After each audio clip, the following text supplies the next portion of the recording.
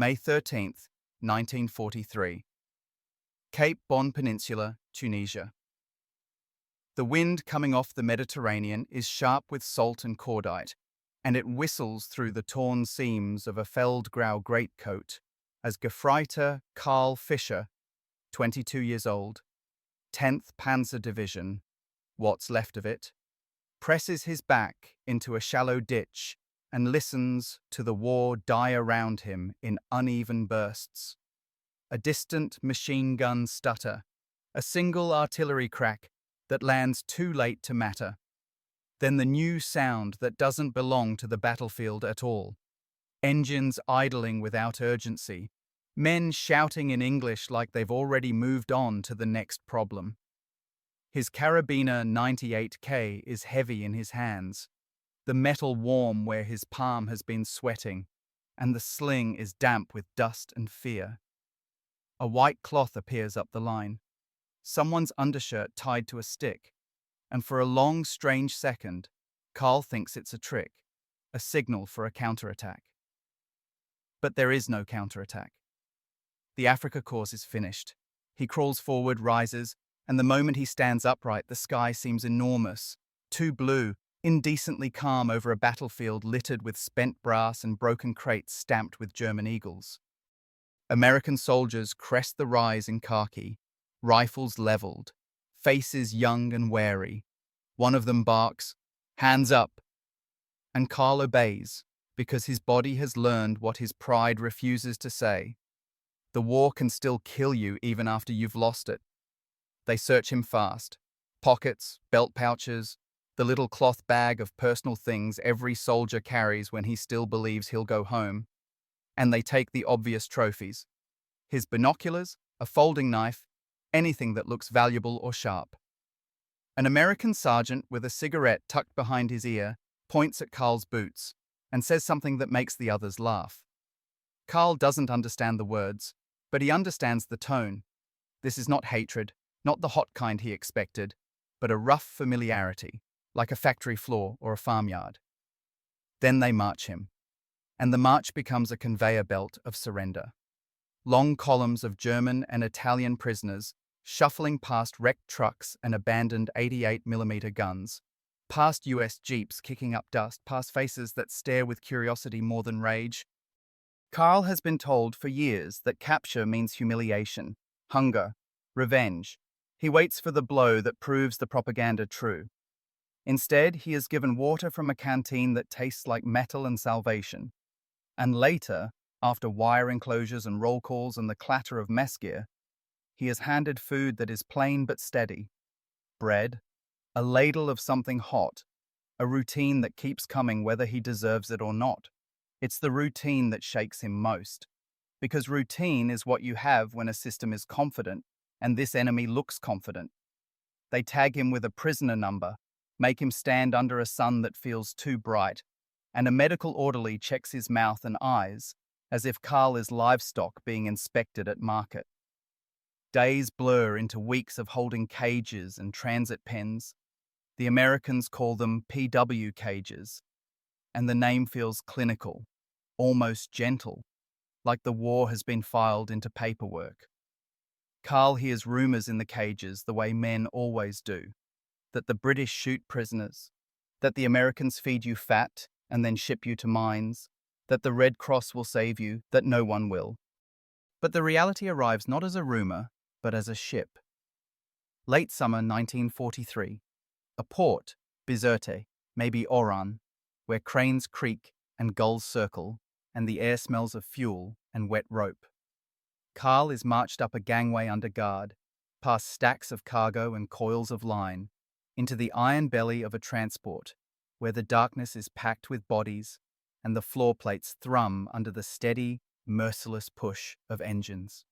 When the ship pulls away, he realizes he is leaving Africa, leaving the continent where the war made sense to him. Sand, heat, supply lines, the romance of a campaign the radio once called heroic, and entering a war measured in oceans and logistics. Down in the hold, men talk softly about U-boats, about torpedoes, about dying at sea with no one to bury you. Karl lies awake on a narrow bunk and listens for the scream of metal tearing. Instead, He hears only the ship's endless groan and, occasionally, the muffled footsteps of guards above deck. Time becomes a grey slurry. They are brought up in groups for air, for roll call, for soup.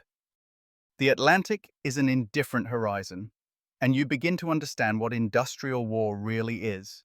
You are cargo now, counted and moved.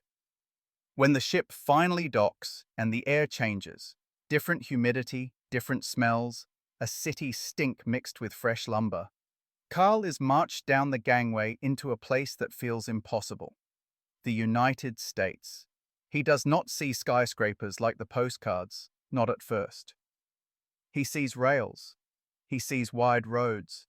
He sees men in uniforms who look less like soldiers and more like clerks of an empire that has decided to win by building. They load him onto a train, steel cars, barred windows, guards at the doors, and the train starts moving and doesn't stop in any way that matters. Days of rattling track, town names he cannot pronounce, fields that roll out forever, neat and geometric as if drawn with a ruler. You look through the slats and you can't reconcile it. While Hamburg and Kassel burn under bombers, while your mother is rationing potatoes and your younger brother is learning to sleep through sirens. Here the land is green, the barns are painted, and the people standing near crossings watch the prisoner train like it's a traveling circus. Some wave, some spit, some just stare. At one stop, an American boy runs alongside for a few seconds and shouts something. Carl catches only the last word, Nazi! And the word hits him like a stone, because it is both accusation and distance. A label that makes him smaller than the frightened young man he still feels like inside. Eventually, the train slows and the guards bark orders, and Carl steps down into a camp that looks, at first glance, like a construction project. Long wooden barracks, watchtowers, floodlights, barbed wire in clean lines, gravel paths, a sign with block letters, a flag, the sound of a bugle somewhere, and then the strangest instruction he has heard since he surrendered. He will work, not in chains, not under whips, but on details. Agriculture, they say. Farms need hands. The war has drained American labor, and the Geneva Convention, another phrase that sounds unreal in this place, allows prisoners to be employed under supervision. Carl doesn't believe it when he hears the next part. He will be paid, not with dollars, but with camp scrip, paper or tokens he can spend at the canteen. Paid to harvest in the enemy's fields. Paid enough, they say, to buy soap, cigarettes, writing paper, maybe even a radio.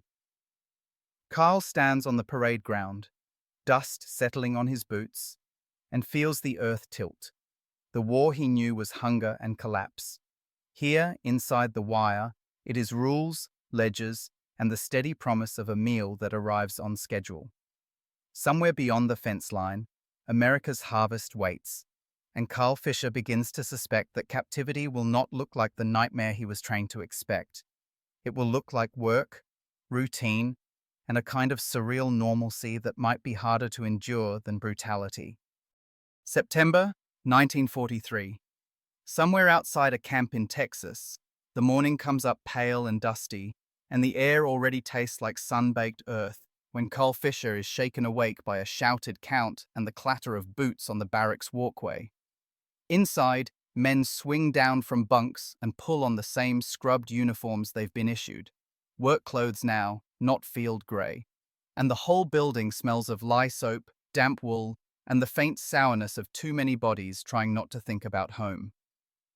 The guard detail moves them in a line past the wire gate, past a sign that lays out rules in blunt English, and into the back of a truck with wooden slats where you sit shoulder to shoulder, knees knocking as the engine growls and the camp recedes behind dust. Carl expects the old logic of war to reassert itself at any moment. Some sudden cruelty, some trap, the enemy finally revealing the face he was taught to fear.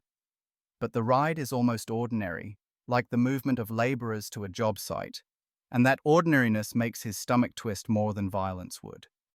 The countryside opens up into a flat expanse of fields stitched with fence lines, windmills, and long irrigation ditches. And then the truck turns onto a farm track and stops beside rows that stretch so far they seem to run into the sky. Cotton, someone murmurs. White bolls like torn clouds snagged on brown stems. And a foreman in a sweat-stained hat stands with two military police beside him. Not a rifleman, but a man with a clipboard, as if what he's receiving is not prisoners but an inventory of hands. "You work," the guard says in clipped German learned for this purpose, pointing at the rows and then at the men's palms, and Carl feels the surreal shift. He is still behind the wire at night, still counted and watched, but the day belongs to the harvest. They hand out sacks and simple tools, and the rules are repeated. Stay with the group, no wandering, no talking to civilians unless spoken to, no pockets full of anything sharp. And then the work begins with the small, relentless sounds of agriculture. Stalks snapping, burlap scraping against denim, men grunting as they bend and straighten, their backs quickly learning that this is a different battlefield. The sun climbs, and you can almost hear it.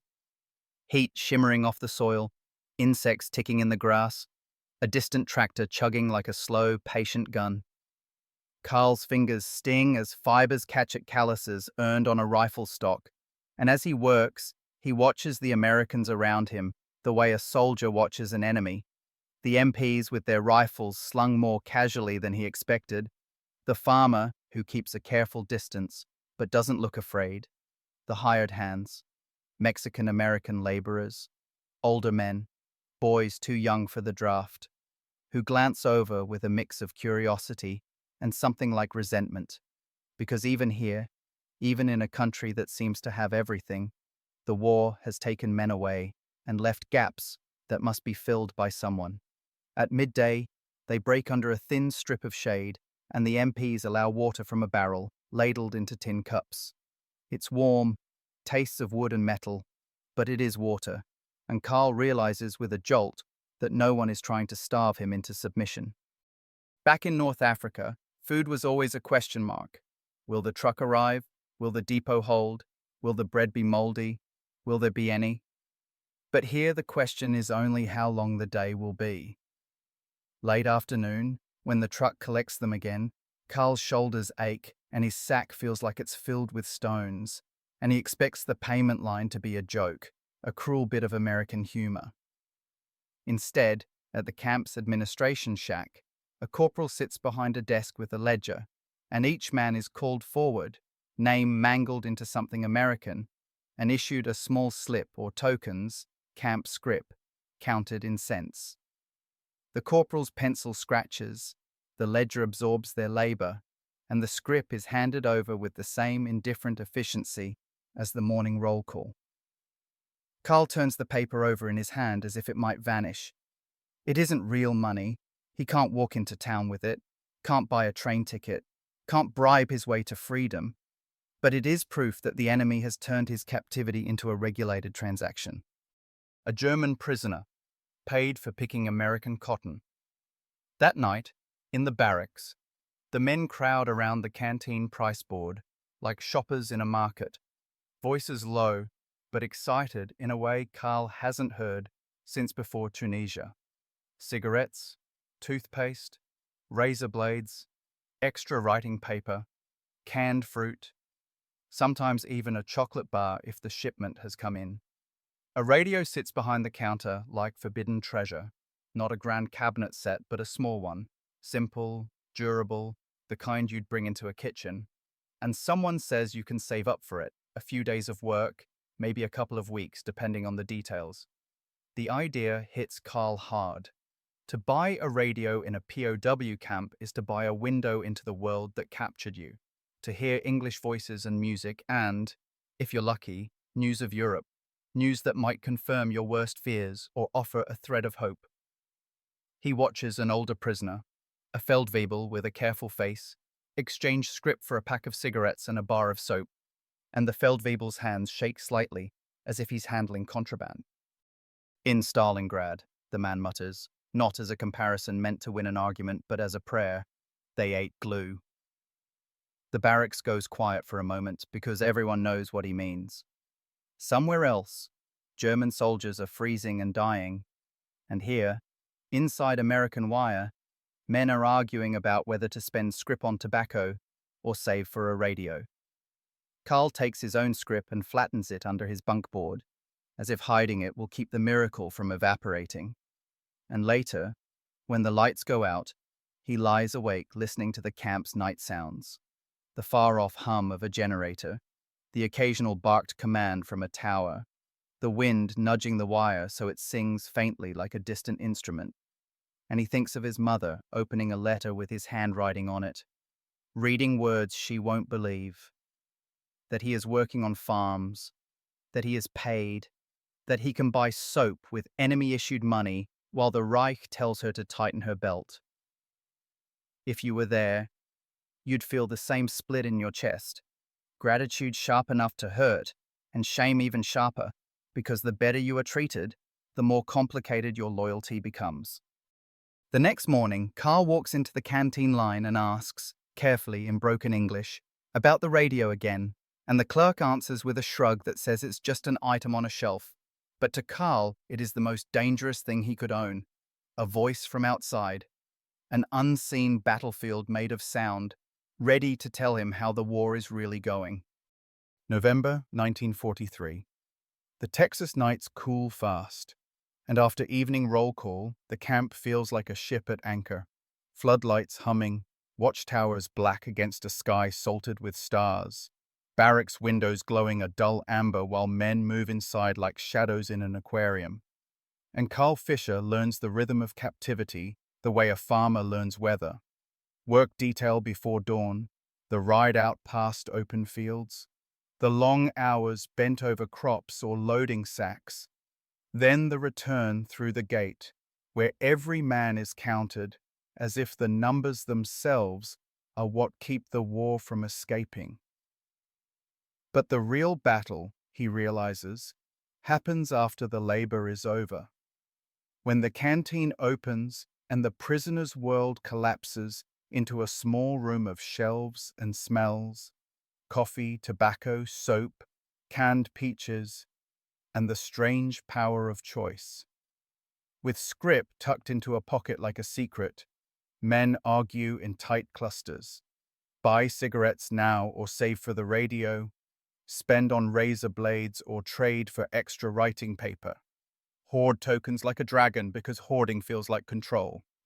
Carl watches these debates with the intensity of a man who used to plan patrol routes. He can't stop thinking about the radio, about what it means to own sound from beyond the wire. The first time he sees one up close, it's in the hands of a prisoner who has saved longer than most. Unteroffizier Hans Weber, a former signalsman with quick fingers and a careful grin. And when Weber sets it on a bunk, the barracks seems to lean toward it. It's a compact American set, brown casing, a simple dial and cloth speaker grill, the kind built to survive rough handling. Weber has wrapped it in a towel like a holy object, and when he produces fresh batteries bought with scrip, men crowd so tight Carl can smell damp wool and the peppery bite of cigarette smoke. Weber turns the dial slowly, and the radio answers with static, hiss, crackle, like distant rain, and then a voice breaks through, smooth and confident, talking about the fighting on the Italian front, as if the speaker is reading a grocery list. Someone whispers Italian, and Carl feels the word land in his gut. Italy. The war moving closer to Germany.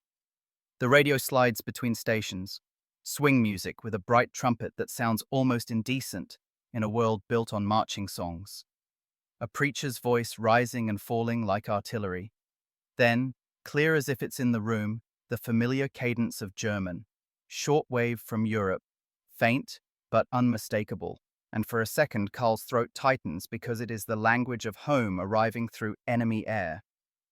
The German broadcast is propaganda, of course. You can hear the strain in it, the insistence that victory is still possible, that sacrifice is noble, that the Führer will deliver.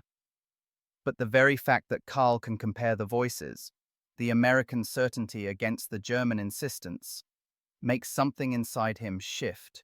like a compass needle twitching toward truth. After that night, radios become magnets in the camp. Men gather around them the way soldiers once gathered around maps, trying to read the war's shape from fragments of sound. The guards don't forbid the sets, sometimes they even seem amused by them, but they enforce rules. Volume low, no gatherings that look like meetings, no news discussions that might stir trouble. Yet trouble is exactly what the radio brings, not in shouts or fists, but in quiet glances and long silences afterward. A man hears about the bombing of Hamburg and goes pale. Another hears a list of cities, Kiel, Bremen, Kassel, and stares at the floor as if counting the distance between those names and his mother's kitchen. Karl begins writing letters again with a new urgency, his pencil moving in the cramped space between bunk boards. The words careful because every German prisoner knows mail is censored, and every prisoner has learned the art of saying everything without saying too much. He tells his mother he is alive, that he is in America, that he works on farms. He mentions soap, real soap, not the grey ration brick back home. He mentions steady meals, bread and coffee, the way the canteen sells toothpaste like it's nothing. He hesitates before writing about the scrip because it sounds like madness, even as he forms the sentence. We receive small wages for work, in camp money, and can buy necessities. He imagines the letter arriving in a German town where windows have been taped against blast shock, where the postman walks past rubble. He imagines his mother reading those lines and thinking her son has been turned into a liar, or worse, a collaborator. In the barracks, men trade stories of replies, wives angry, fathers suspicious, brothers accusing them of softness. They say we've become Amerikaner, one prisoner spits, but his anger is tangled with longing, because being called soft means you are still alive to be insulted. Then, one evening, a new work detail changes the tone of everything. They are sent not to cotton, but to a dairy operation, and for the first time, Karl works close enough to civilians to hear their voices properly. The farmer's wife brings out a jug of cold water, and without thinking says, "You boys hungry?" Like she is speaking to local hands, not enemy soldiers. An MP steps forward, stiff, but the woman shrugs and sets down a basket of biscuits anyway, and Karl feels his face flush with a humiliation that is not cruelty, but kindness. Another farmer, older, watches Karl handle a pitchfork and says, "You ever worked a farm back home?" Karl answers in broken English, "My father. Small farm, yes." And the farmer nods as if that settles something important. Two men joined by soil rather than flags. But even in these moments, the war does not disappear. It creeps in through language and small objects. A local boy asks if Karl has killed Americans, and Karl's mouth goes dry because any honest answer is dangerous, morally and practically. He mutters, "Soldier, war," and the boy looks disappointed, as if he wanted a story. At night, back behind wire, Karl counts his scrip again and feels the absurdity. He is being paid in a camp to stack hay in a country where civilian women hand out biscuits to enemy prisoners, and he can use those earnings to buy a radio that will tell him how the Reich is collapsing. He remembers what he was taught, that enemies are monsters, and the memory feels childish now, like a story told to keep boys marching. The camp is still a prison. Guards still carry rifles, towers still watch, and escape rumors still ripple through the barracks like fever. But the canteen, the scrip, the soap, these are weapons too, soft ones that work on the mind. Each purchase is a small proof that the enemy believes in rules, and rules invite comparison. If they follow rules, what else did you believe that wasn't true? On one cold night, Weber's radio crackles with news about the advance in Italy and heavy bombing raids, and then, briefly, a German station boasting about wonder weapons promising reversal. The men listen, and for the first time, Karl hears laughter. Not joy, not mocking cruelty, but the brittle laugh of men who can hear desperation in their own country's voice. He looks down at his hands, chapped, stained with farm dirt, and thinks of how those hands once cleaned a rifle. Now they pick cotton, stack hay, hold a bar of soap. And somewhere in Germany, someone will read his letters and decide whether he is fortunate or dishonored or both. June 6, 1944. Fort Robinson, Nebraska. At least that's what the sign on the rail spur says when the boxcars finally stop and the doors roll open with a metallic shriek that makes men flinch like it's incoming fire. The air is cooler here than Texas, smelling of wet grass and creosote ties, and Carl Fisher steps down into a world that feels wider and quieter, a prairie horizon so flat it looks like the earth has been shaved clean, while the guards herd the new arrivals toward another grid of barracks, another line of wire, another set of towers with searchlights that blink off and on in the dawn like half-open eyes. The camp routines are familiar.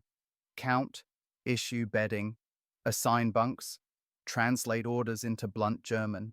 But the work details change with the land, and within days Carl is riding out in a truck past open range and tidy farmsteads to sugar beet fields, where the rows run like infantry formations into the distance. The beets don't look like anything worth fighting over.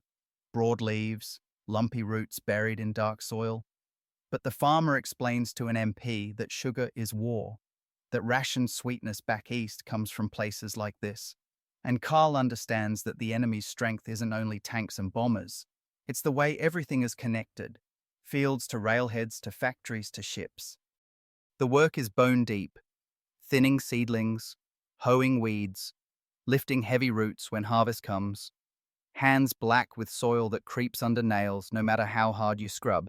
And still, at day's end, there is the ledger, the pencil, the little slip of camp scrip, often the same figure each day, a regulated token wage that the men mutter about as if repeating it will make it make sense. 80 cents, someone insists, the number passed around like a rumor that hardened into fact. 80 cents for a day of labor in the enemy's earth. Not cash, never cash. Real dollars are forbidden, too dangerous, too portable.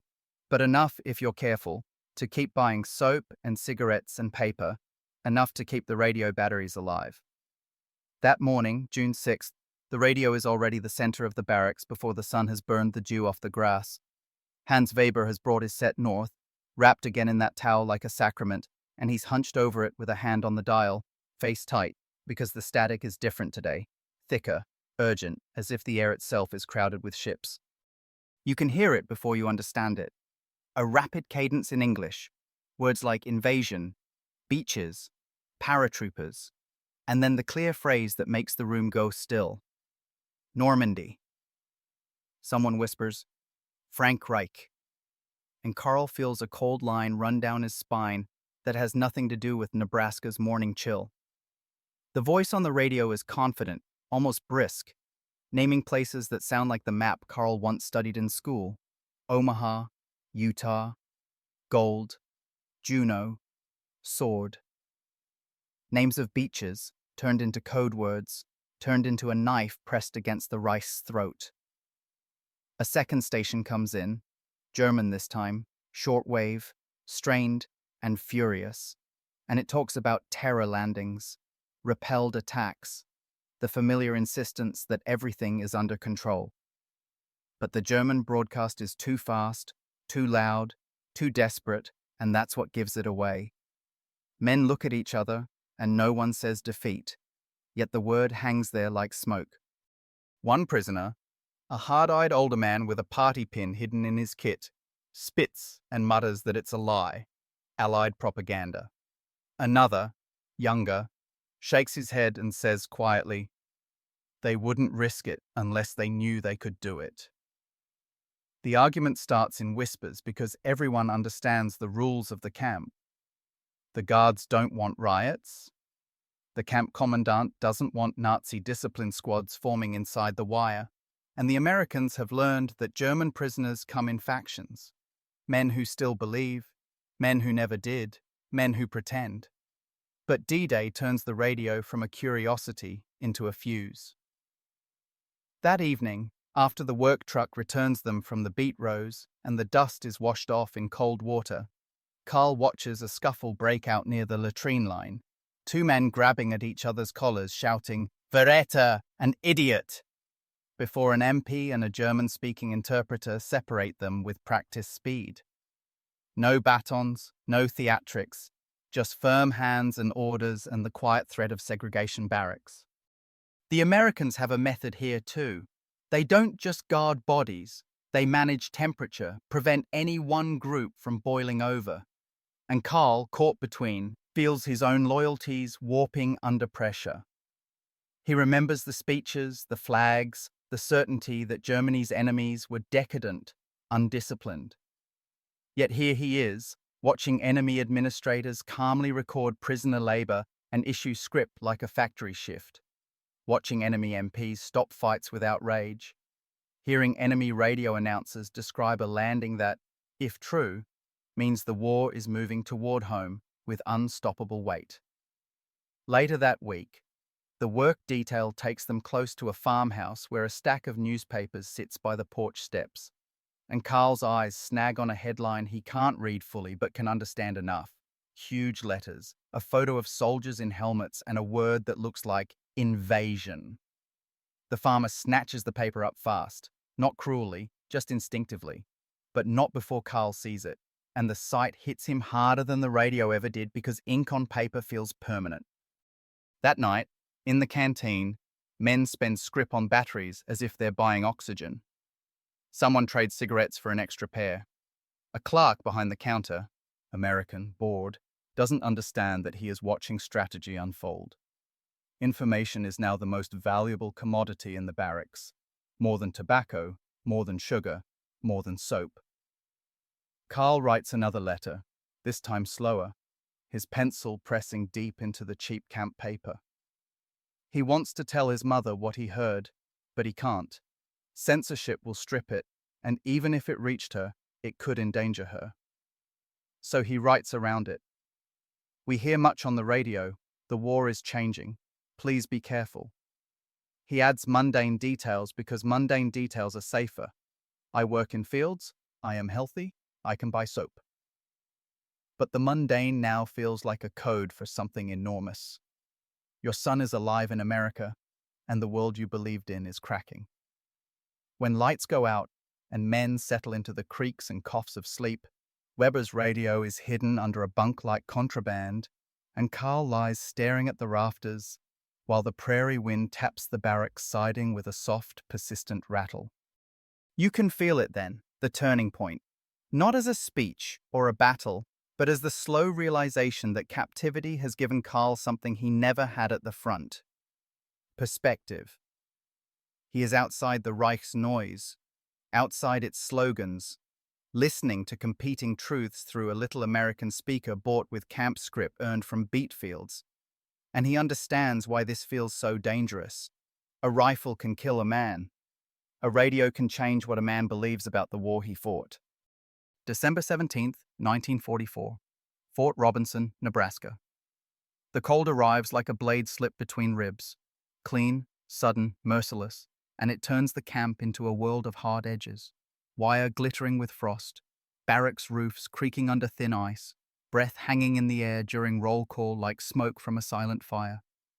Carl Fisher stands in line with his collar up, hands shoved deep into his pockets, listening to the guard read out work details in English, while an interpreter repeats the essentials in German, and he feels the strange, grinding passage of time. It has been more than a year since Tunisia, more than a year since the first scrip slip felt like a hallucination, and now the routine is as fixed as the prairie horizon. The work has shifted from beet thinning to harvest and storage, corn cribs, potato sheds, sugar beet piles that steam faintly as they freeze and thaw, and the Americans still do it the same way.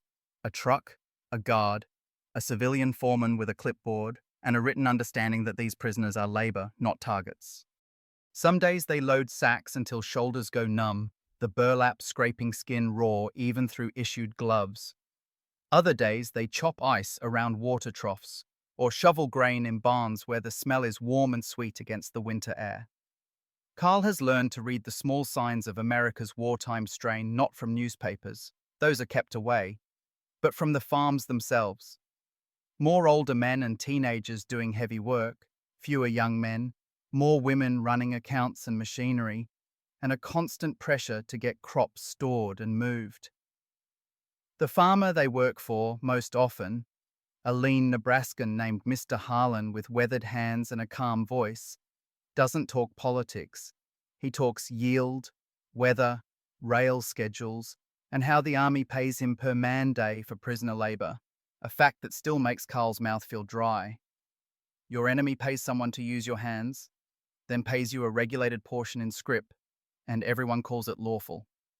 The military police watch closely, but not theatrically, rifles slung, boots crunching in snow, and they enforce the same humiliating little rules that keep escape from becoming an idea with teeth. No unsupervised wandering, no tools left uncounted, no money except scrip, no contact that looks like friendship, even when a farmer's wife offers a mug of coffee out of pure habit.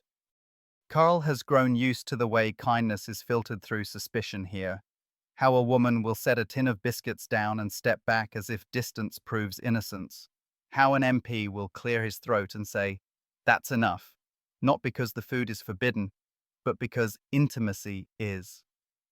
In the camp, the canteen remains the pressure valve, and by late 1944, Carl has done what he once obsessed over in whispers. He has his own radio. Not a grand prize, just a squat little set with a dial that sometimes sticks, bought after weeks of saving scrip, after choosing soap over cigarettes and writing paper over candy, after trading an extra pack of tobacco to a man who needed the trade more than he needed the smoke. The radio is both treasure and risk, so Carl keeps it hidden during inspections, wrapped in a towel beneath his bedding, and he only brings it out at night when the barracks settles and the guards' footsteps outside become predictable.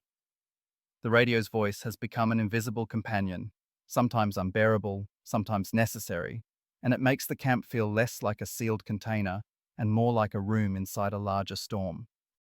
On the night of December 17th, the storm breaks into the barracks with a tone that even men who don't speak English can recognize: urgency. Carl turns the dial slowly, the static thick as sleet, and the American announcer's voice comes through sharp and clipped, describing heavy fighting in the Ardennes, a major German offensive, units pushed back, and then the phrase that ripples through the room like a current: Battle of the Bulge, breakthrough, surprise. Men sit up in bunks as if the word itself has snapped them awake. Someone in the shadows mutters, "Endlich," finally, and for a heartbeat, Carl sees the old war hunger flicker, hope like a flare in darkness, because to many of these men, any German attack sounds like proof that the Reich still has strength. But the details keep coming, and they are not the triumphant fairy tale the German shortwave stations try to sell. When Carl finds the German broadcast, it's loud with celebration, boasting of smashed Allied lines and encircled troops, promising a turning point. And the voice is almost ecstatic. Too ecstatic, Carl thinks, the way a man laughs too hard at his own joke when he's afraid. Then he flips back to the American station and hears the names: Bastogne, Malmedy, Saint-Vith, places he had never cared about until now. And he hears the steadier undertone.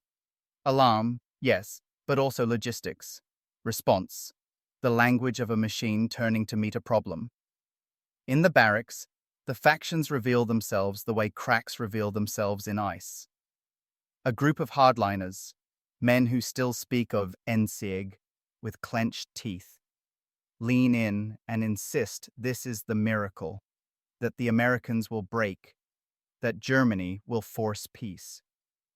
Others, quieter, stare at the floor because the radio is also telling them something else: that Germany still has men to throw into forests and snowdrifts, and that those men are dying while prisoners in Nebraska buy batteries with camp scrip.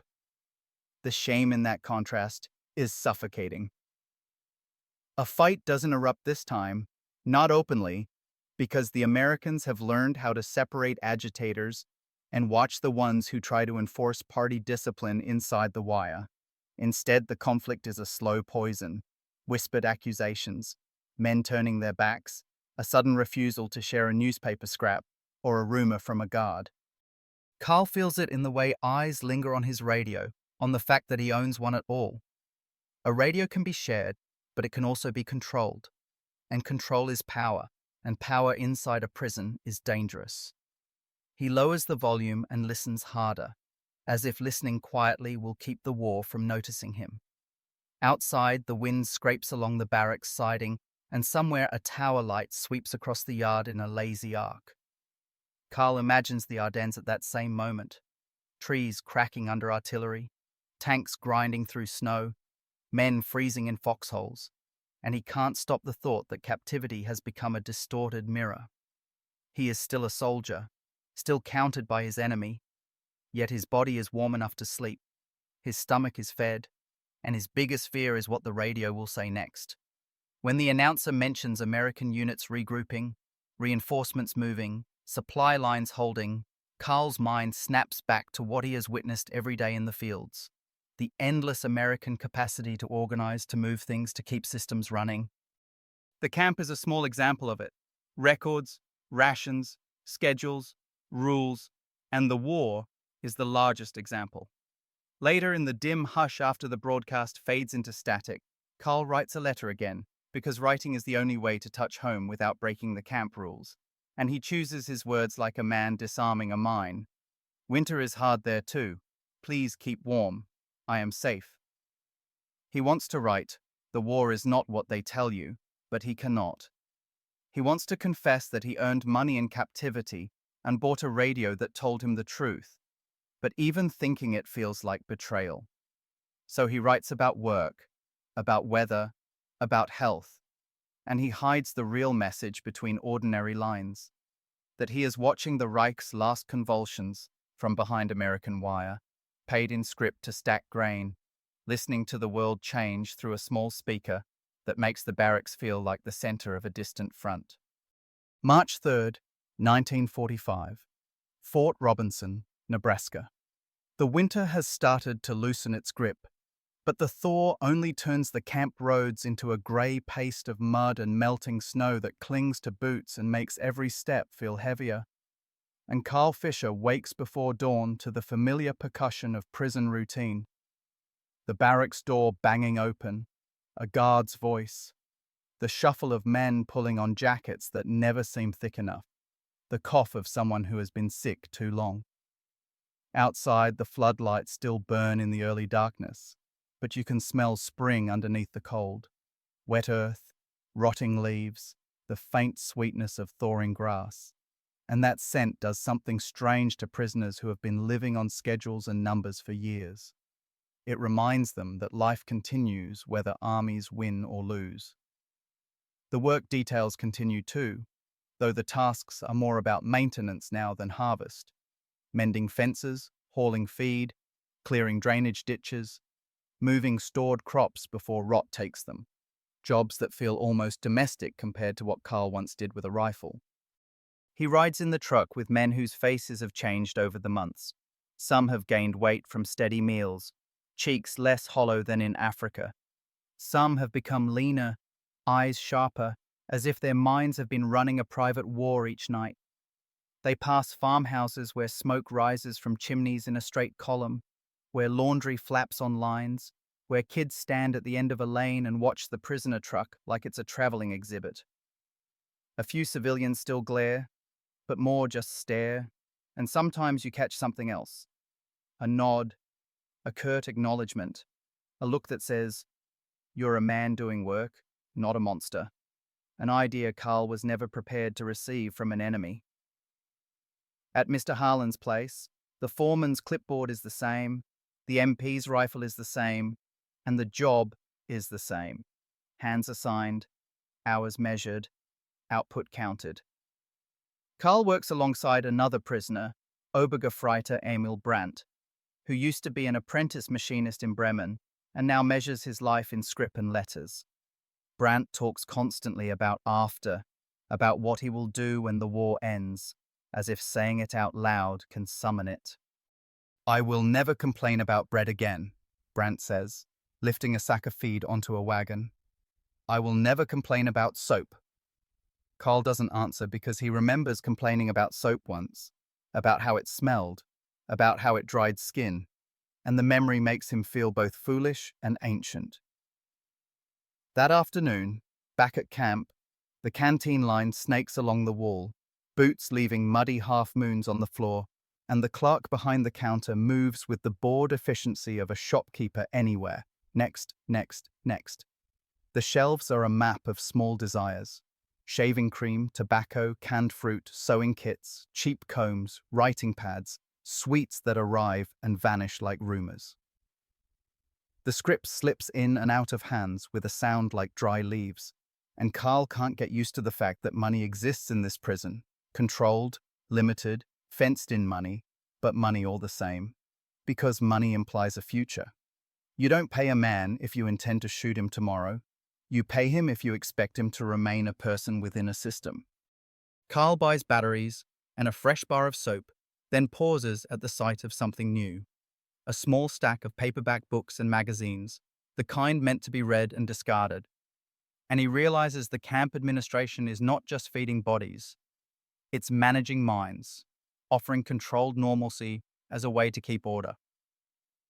He takes the radio back to his bunk and waits for night, because daytime listening draws attention. After lights out, wrapped in a blanket, he turns the dial low, and the world pours in again. The American stations talk about advances with a tone that is almost casual now. Allied forces crossing the Rhine, the drive toward the heart of Germany, heavy bombing raids. And Carl feels the words like physical blows, not because they are surprises, but because they are confirmations. When he catches a German broadcast, it's a different creature than it was in 1943. The voice is strained, the claims are wilder, the promises of reversal almost hysterical, and even men who once believed are starting to listen with narrowed eyes. The camp has become a strange laboratory of belief. You can hear propaganda and reality back to back, and the distance between them grows each week. One night, the radio mentions Dresden. Carl hears the word and sits upright so fast his blanket slides off his shoulders, and the announcer's voice lists devastation with a calm that feels obscene. In the barracks, a man begins to sob silently, shoulders shaking, because Dresden isn't just a place. It's where his sister lives, where his childhood friend studied, where he once walked in summer. No one tells him to stop. The hardliners, the men who used to police emotions, are quieter now because grief is harder to fight than dissent. The next day, on a work detail, an MP, young, freckles, the sort of face Carl might have seen in a German village before the war, mentions to the foreman, loud enough for prisoners to hear, "They say it'll be over soon." It isn't cruelty, it's casual talk, the way people talk about weather. But those words, "over soon," hit the prisoners like a shockwave. Some react with relief so intense it becomes anger. Over soon means going home to ruins, to hunger, to judgment. Others react with fear. Over soon means interrogations, trials, being labeled Nazi whether you were or not. And some, like Carl, feel something else entirely. A disorienting hollowing, because the war has been the only context for their adulthood, and captivity has been its own universe of rules, meals, work, scrip, and nights spent listening to distant voices. What happens when the wire no longer defines your horizon? That question creeps into everything. Men stop spending scrip on sweets and start hoarding it, as if you can carry camp money into a future it was never designed for. Others spend it quickly, buying cigarettes and coffee like a last meal, because hoarding feels pointless when you don't know what tomorrow brings. Carl finds himself doing both, saving enough for essentials, but also buying extra writing paper, because letters are the only thing he can stockpile that truly matters. He writes to his mother again, careful and plain. "I hope you are safe. I hope the city is not destroyed. Please tell me where you are." He avoids names of places he heard on the radio, but the fear leaks through anyway. In the barracks, the radio becomes less of a thrill and more of a burden, because every update is another step toward an ending no one can imagine living through. And yet, even with that dread, there are moments when normal life slips in like sunlight through cracks. A prisoner laughing at an American swing song, tapping his boot in rhythm. An MP letting a tired man rest for 30 seconds longer before ordering him back to work. A farmer's wife handing over a slice of pie without meeting anyone's eyes. A group of prisoners arguing not about ideology, but about whether the best canteen purchase is tobacco or shaving cream. These moments are dangerous because they feel good. And feeling good in captivity threatens the story you were told about the enemy, threatens the story you tell yourself about who you are. Carl lies on his bunk that night, radio off, listening to the camp settle into quiet, and he realizes that the scrip in his pocket has become a symbol of a paradox he can't resolve. He is a prisoner, yet he is also a worker, an enemy, yet he has been treated as a regulated human being, a German soldier, yet he has learned the taste of ordinary American life through farm labor and canteen choices, through the hum of a radio and the feel of soap. Somewhere across the ocean, Germany is breaking. Here, behind wire, the world keeps functioning, and that functioning has changed him in ways he cannot yet name. May 8th, 1945, Fort Robinson, Nebraska. The day starts like any other. Gray light, damp ground, the smell of boiled coffee drifting from a mess hall. Until it doesn't. Until the camp's ordinary machinery catches on something enormous and the whole place seems to hesitate the way a train hesitates before leaving a station forever. Carl Fischer is standing in line for morning count, boots sunk slightly into the thaw-soft dirt, when he notices the guards' faces. Less tight, less wary. A few of them smiling in a way that isn't about prisoners at all. An MP on the tower shifts his weight and leans out as if listening to a sound only he can hear. Somewhere beyond the wire you can sense motion. Cars on a distant road, a faint horn, the indistinct rise of voices, and the camp, which usually feels sealed from the outside world, begins to feel porous. They finish the count anyway because systems don't stop on miracles. And then the camp loudspeaker crackles to life with a harsh pop that makes men flinch.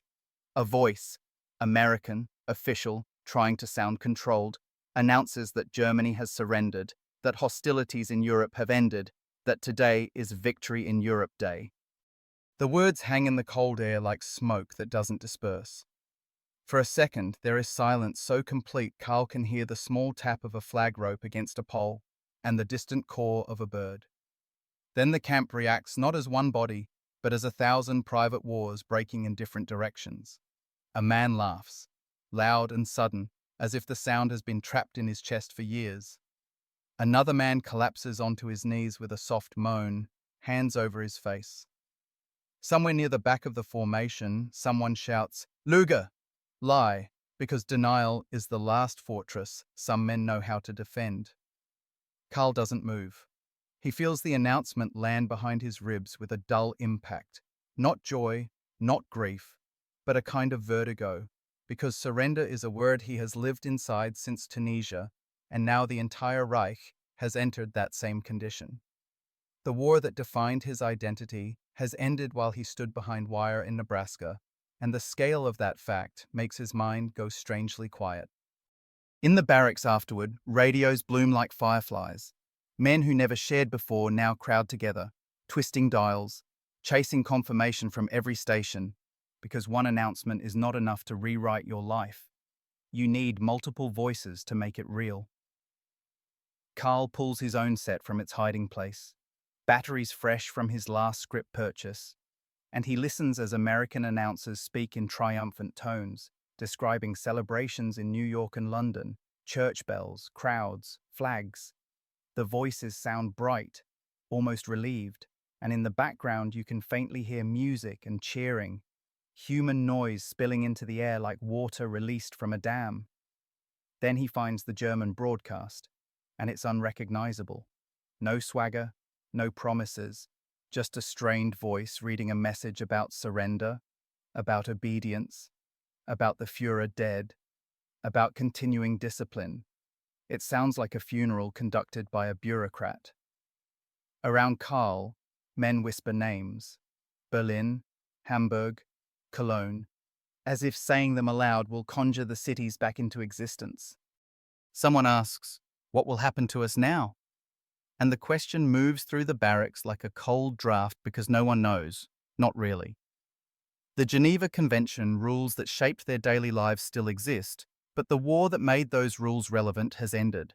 Are they still prisoners? Are they now just Germans held in limbo? The Americans don't answer immediately. They keep the schedule. They keep the guards posted. They keep the canteen open. They keep the wire taut. That steadiness is almost cruel, because it suggests the world can change and your cage can remain the same. Yet even within that steadiness, the camp's atmosphere shifts. The guard's posture softens. The shouted commands lose a degree of edge. The constant sense of imminent punishment eases slightly, as if someone has turned down the volume on fear. The hardliners try to hold on to hierarchy, ordering men to stand, to show discipline, to keep faith, but their authority has been hollowed out by reality. A man who once wore a party pin now sits on a bunk staring at the floorboards, lips moving silently, and no one takes his orders seriously. The men who always opposed him don't gloat. They look tired, because victory for the Allies is not victory for a German prisoner. It is the end of one nightmare and the beginning of another. Karl goes to the canteen in the afternoon with scrip still in his pocket, and for the first time the tokens feel like play money in the palm of a man who has just been told the world has reset. The clerk behind the counter continues as if it's Tuesday in any small town: tobacco, soap, candy, writing paper. Karl buys paper because paper is the only currency that might matter now.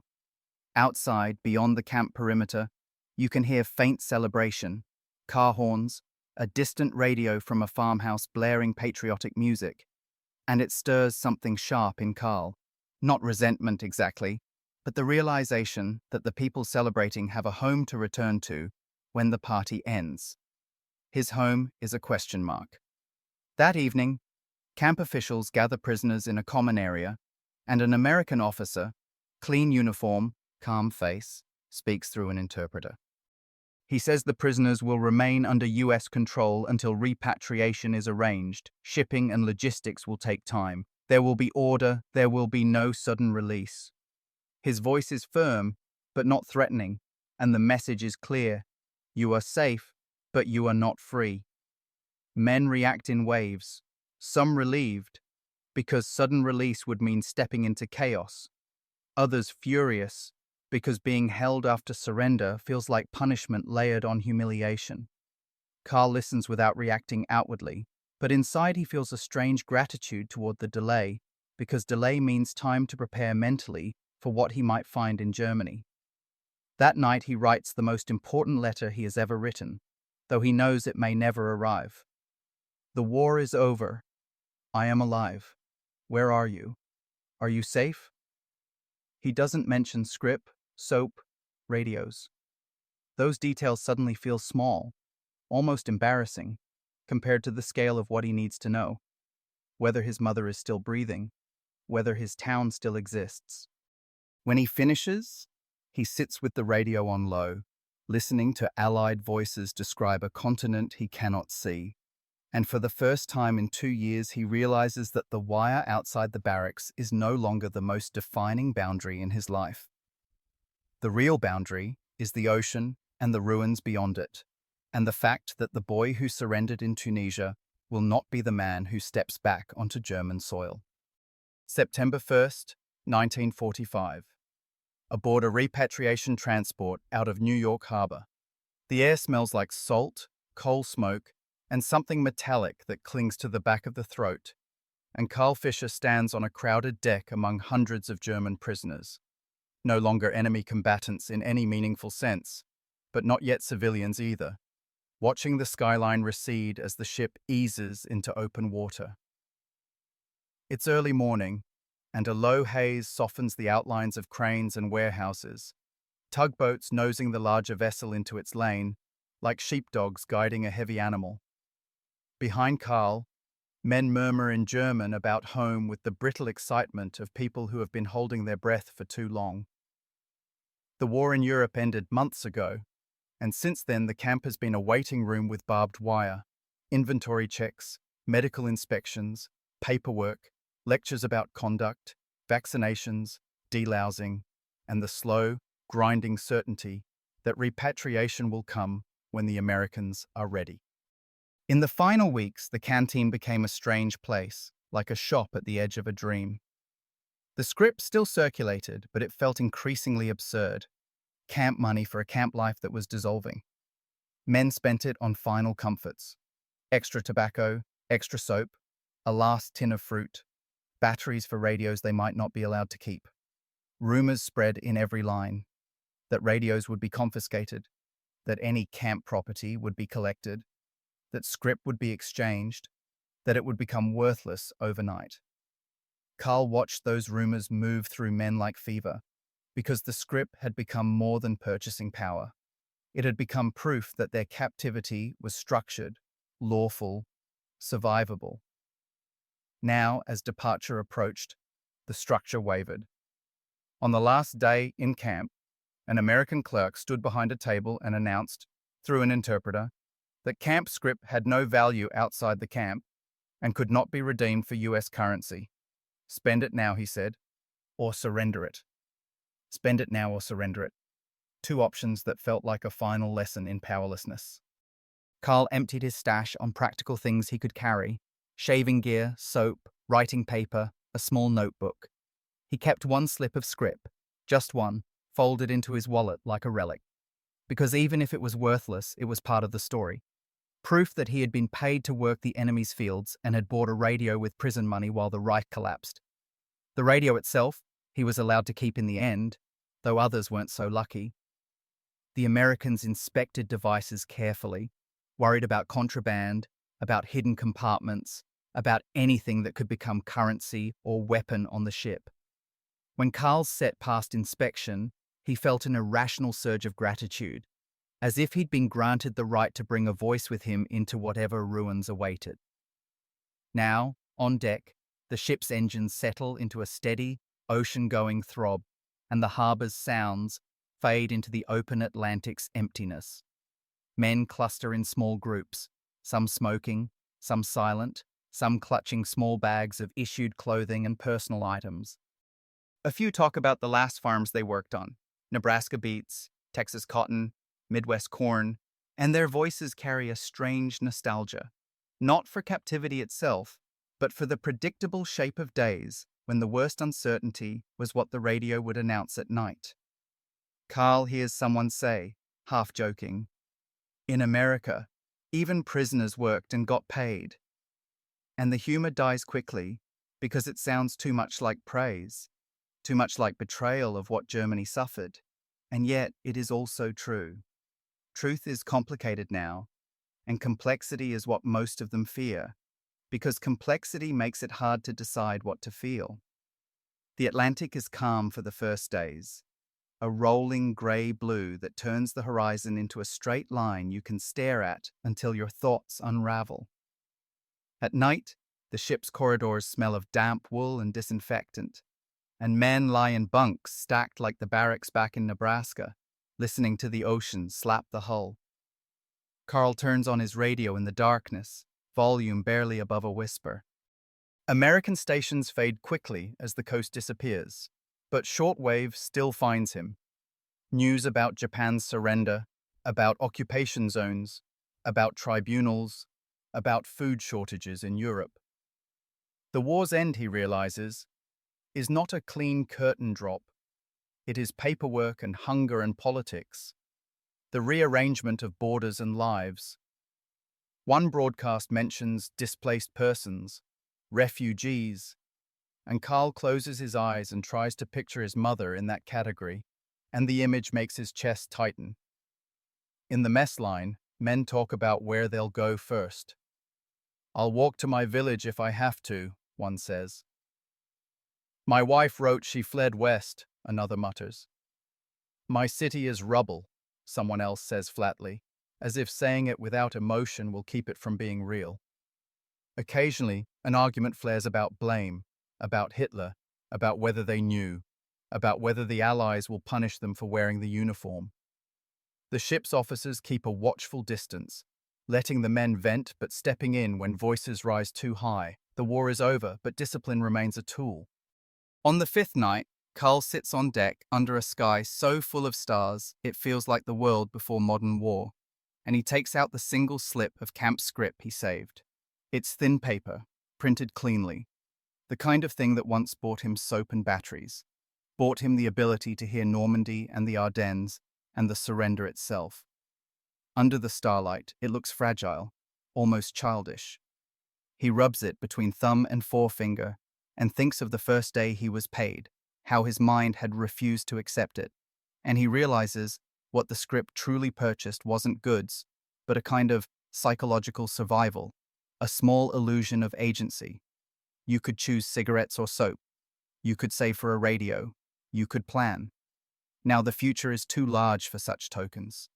No piece of paper can buy a house that may no longer stand, or a mother's safety, or forgiveness, or a place in a defeated nation. The ship rolls gently, and the ocean wind cuts through his jacket, and Carl folds the scrip again and puts it away.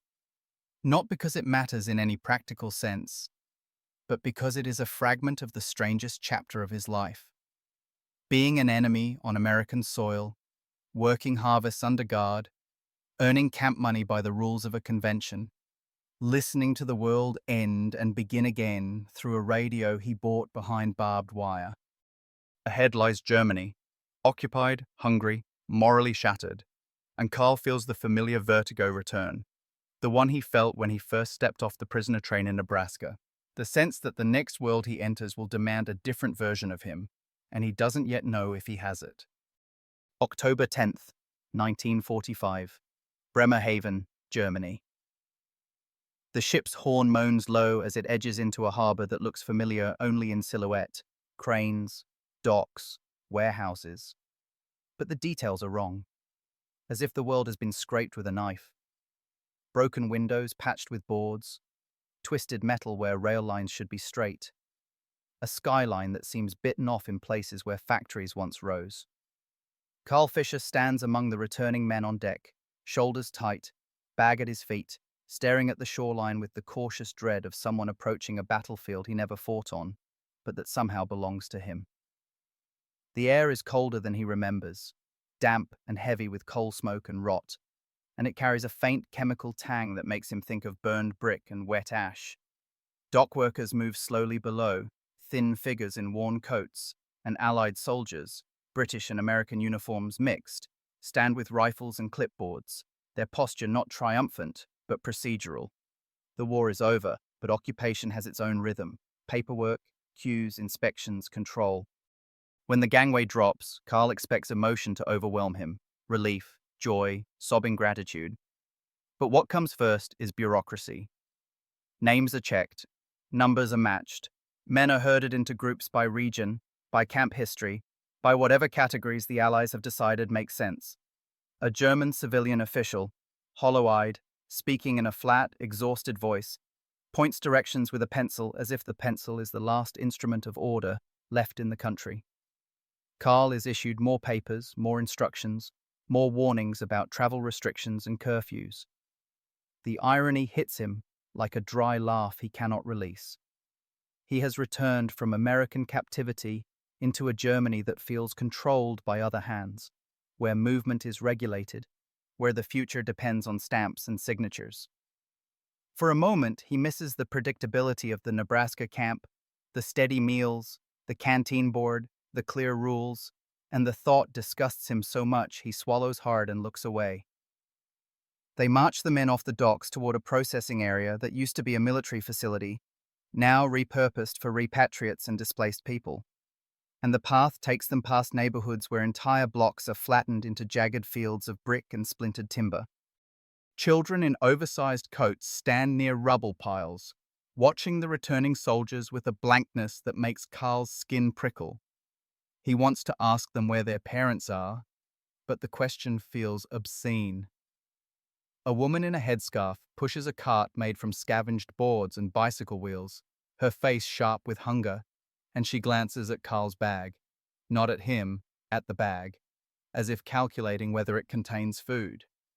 Carl feels the old soldier reflex kick in, the instinct to guard supplies, but he has no supplies worth guarding.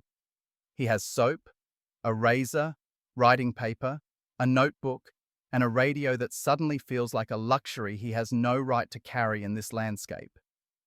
At the processing hall, Allied officers run the men through questions: unit, rank, last known station, party membership, SS affiliation, and Carl answers carefully, aware that every response can shape his survival. He was Wehrmacht, not SS. He was not a party member. He was a conscript, a mechanic before the war. He says these things with the practiced restraint he learned in captivity. Speak plainly, don't embellish, don't provoke. The hall smells of damp wool, sweat, and disinfectant, and the sound is a constant low roar of German voices layered with English commands. Men receive ration cards and a warning: food is scarce, transport is disrupted, many towns are destroyed, and not everyone will find what they expect. The phrase "not everyone" hangs in the air like a threat. When Carl is finally released to travel, it is not freedom in any romantic sense. It is permission to move within a shattered grid. Trains are intermittent, overcrowded, and often stop without explanation. Carl boards one with a crush of civilians and returning soldiers, bodies packed tight, breath-fogging windows smeared with grime. The train lurches forward and crawls through countryside that looks wounded. Bridges patched with temporary beams, fields churned up by tracks, villages missing roofs, church spires snapped. At each station, people surge, begging for a place, begging for bread, begging for news. Carl's bag is pulled at twice by desperate hands, and both times he clamps down hard, not because he fears losing soap, but because he fears what losing it would mean: being stripped to nothing in a place where nothing is already the default. In a crowded car, an older woman asks him where he is from, and when he names his town, her eyes flicker and she says, "Many from there are gone," as if she is reporting the weather. Carl feels the words lodge in his throat. He tries to turn on his radio at night in a corner of a station hall while he waits for a connection, but the batteries are weak and the signals are different now. The stations speak of occupation zones, rationing, reconstruction, trials. He hears the word Nuremberg and feels a chill because it is no longer just a city, it is a reckoning. He remembers listening to war news in Nebraska with the safety of distance, and he realizes distance was a kind of mercy. Here, the news is not abstract. It is the faces around him, the hunger in their eyes, the rubble outside the station doors. When he finally reaches what should be his home region, he walks the last kilometers because the rail line stops short. The road is cracked, littered with debris, and the air smells of damp soil and smoke from small cooking fires. As he approaches the outskirts of his town, his heart pounds with an intensity that feels like combat. He turns a corner and sees the remains of a street he knows by memory, but the landmarks are wrong. The bakery is a blackened shell, the school's roof has caved, the church stands but its windows are gone, empty holes staring. He finds his family's building and stops, because the building is still there but wounded. One side collapsed, bricks piled like spilled teeth. A neighbor recognizes him after a long stare and says his name slowly, as if testing it. "Carl?" she whispers, and when he nods she looks away and says, "Your mother. She went west in February. After the raids.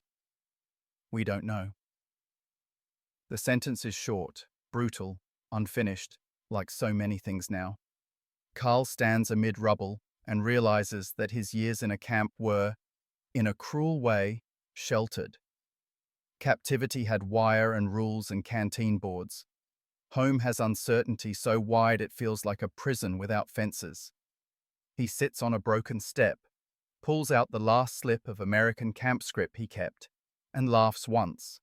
Quiet, bitter, because in his pocket is proof of a world where things made sense, where labor equaled tokens, tokens equaled soap, and a radio could tell you where the front was. Here, there is no front, only collapse and survival. He puts the scrip away, stands, shoulders his bag, and begins walking again. Because in 1945, Germany, walking is what you do when there is nowhere left to return to and no one left to ask for directions. January 2nd, 1946. British Zone, Northern Germany. Snow falls in thin, drifting sheets that don't so much blanket the ruins as highlight them, settling into broken window frames and the jagged teeth of collapsed walls. And Carl Fischer walks with his collar up and his shoulders hunched against a cold that feels meaner than Nebraska's because there is no heated barracks waiting at night, no guaranteed meal line, no orderly canteen, only borrowed corners, crowded shelters, and the constant barter of survival. He has spent weeks moving from village to village with a scrap of paper that serves as permission, a ration card that never seems to stretch far enough, and one burning question that follows him like a shadow. Where is his mother?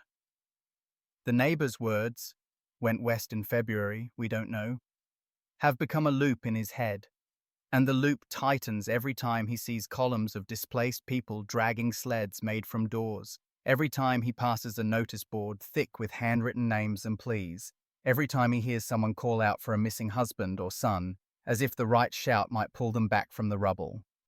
In this landscape, Carl's American radio is both absurd and precious. He keeps it wrapped in cloth in his bag, not because anyone would steal it for its beauty, but because it is a tool. It pulls news out of the air, tells him which zones are tightening travel restrictions, which rail lines might run, which towns have registration offices where the displaced can file inquiries. It is also a reminder of a different life, of a time when he bought batteries with camp scrip and complained about static while sitting safely behind wire. And that reminder burns with shame whenever he watches a woman trade her wedding ring for a loaf of bread. Yet the radio is what makes him move intelligently, what keeps him from wandering blind through a shattered country. On this day, he's in a drafty room of a requisitioned building, half the roof patched with tar paper, a stove in the corner struggling to warm the air, sharing space with two other returnees and a family of refugees from the east. The father watches Carl unpack his set with suspicion that slowly turns into hunger, not for food but for information. Carl twists the dial, the speaker crackling, and the room leans in as if sound itself has become rationed. The stations are different now.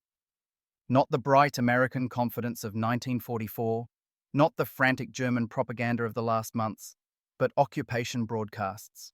Measured voices, rules, announcements about curfews, food distribution, denazification tribunals, black market arrests, and the slow rebuilding of municipal services. Sometimes you hear music, simple classical pieces or restrained dance tunes, but even the music sounds careful, as if joy must be approved. On a British-administered program, an announcer lists towns where displaced persons can register and where inquiries for missing family members will be collected. Carl hears a town name, Hanover, then another, Osnabrück, and he scribbles them in his notebook with a pencil so short it's almost unusable. He feels a sudden surge of the old camp sensation, the illusion of control through procedure. Write the names down. Go there. Ask. File a form. Wait. It's not freedom, but it is a path. The refugee mother beside him, cheeks hollow, asks if he can turn it up, and Carl does, and for a moment the room is not a room of cold bodies, but a room connected to a larger system, a network of officials and lists that might, if you're lucky, spit out a name that means someone is still alive. After the broadcast, Carl steps outside into the snow and makes his way to a local administrative office, a brick building with shattered windows covered by boards, where a line of people curls like a weary snake. Inside, a clerk in a worn coat stamps papers with the mechanical despair of a man who has been stamping since the war ended and will stamp until he dies. Carl fills out a missing person inquiry, name, birth date, last known address, last contact. Each question is a small wound. For last contact, He writes the last letter he received from his mother before his capture, and the date stares at him from the paper like an accusation. 1943.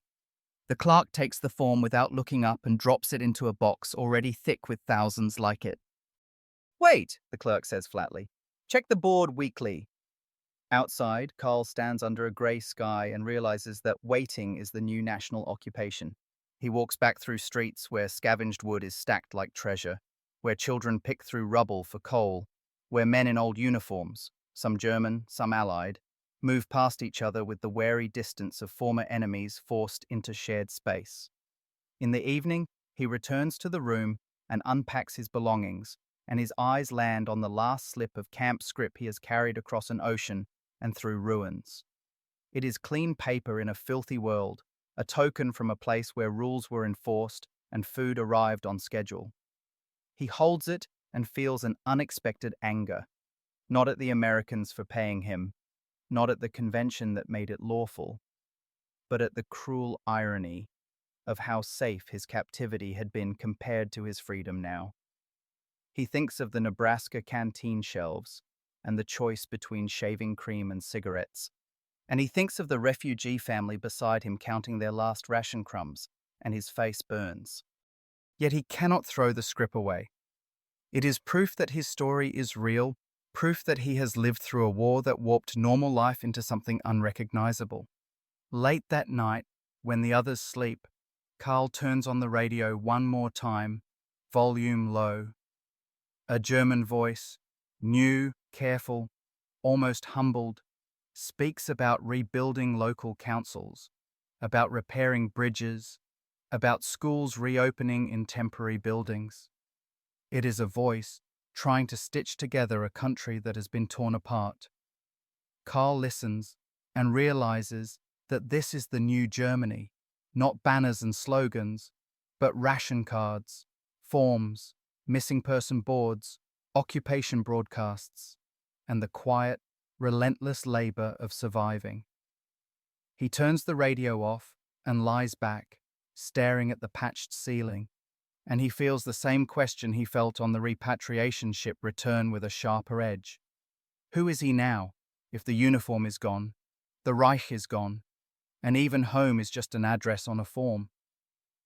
Outside, snow keeps falling softly on ruins, and somewhere, he hopes, his mother is hearing the same cold wind and still breathing. July 18th, 1946. British Zone, a small town outside Hanover. Summer heat sits heavy over the half-repaired streets, making the tar patches on bombed roofs soften and smell faintly sweet. And Carl Fisher stands in a line that is not a prisoner line but feels too much like one. Men with papers in their hands, sweat on their necks, eyes fixed forward as if looking at the ground might invite trouble. The building ahead used to be a school. Now it's an administrative office, its windows replaced with mismatched panes and boards, a British flag on a pole outside fluttering lazily as a reminder that Germany's future is being written in another language. Carl has learned the rhythm of post-war survival, the way he once learned drill. Registration days, ration distribution, labor assignments, curfews, and he has learned that paperwork is a form of captivity that doesn't require wire. Today he is here for his classification interview, the one everyone calls by the same bitter term, Entnazifizierung. Denazification. It sounds like surgery, like they will cut something out of you. He steps inside when his name is called and sits across from a panel of German clerks under British supervision, a translator in the corner. On the table is a form thick with questions. Party membership, organizations, SS, SA, Hitler Youth, duties, rank, awards, postings. Carl answers steadily. No party, no SS, conscripted, Africa campaign, POW in the United States, farm labor. The clerks look at him with the weary skepticism of people who have heard every self-defense story in the country. Everyone is innocent, one says under his breath, not as an accusation meant only for Carl, but as a national sigh. Carl feels a surge of anger and shame collide in his chest, because his story is true. But truth is cheap now. Everyone claims it. The translator asks about his unit, his rank, Gefreiter, and Carl gives the details, and he hears himself speak as if describing another person's life. Then the panel asks the question that makes him swallow hard. Did you know about the camps? And the word camps in German is a mine. Carl's mind flashes not to Auschwitz, he has never seen it, but to Nebraska, to watchtowers and canteens and camp scrip, and he hates the confusion of that flash. He answers carefully. We heard rumors, we did not know details. The clerk's pen scratches. The British supervisor watches without expression. Outside, a truck rumbles past carrying rubble to a dump, and the sound feels like punctuation. When Carl leaves the building, he is neither condemned nor absolved. He is assigned a category, a number on a ledger, and told where he can work. Work again. Always work. Germany is rebuilding with shortages so severe they feel like famine, and everyone who can lift a shovel is directed toward labor brigades, clearing debris, repairing roads, rebuilding rail lines, stacking bricks salvaged from ruins.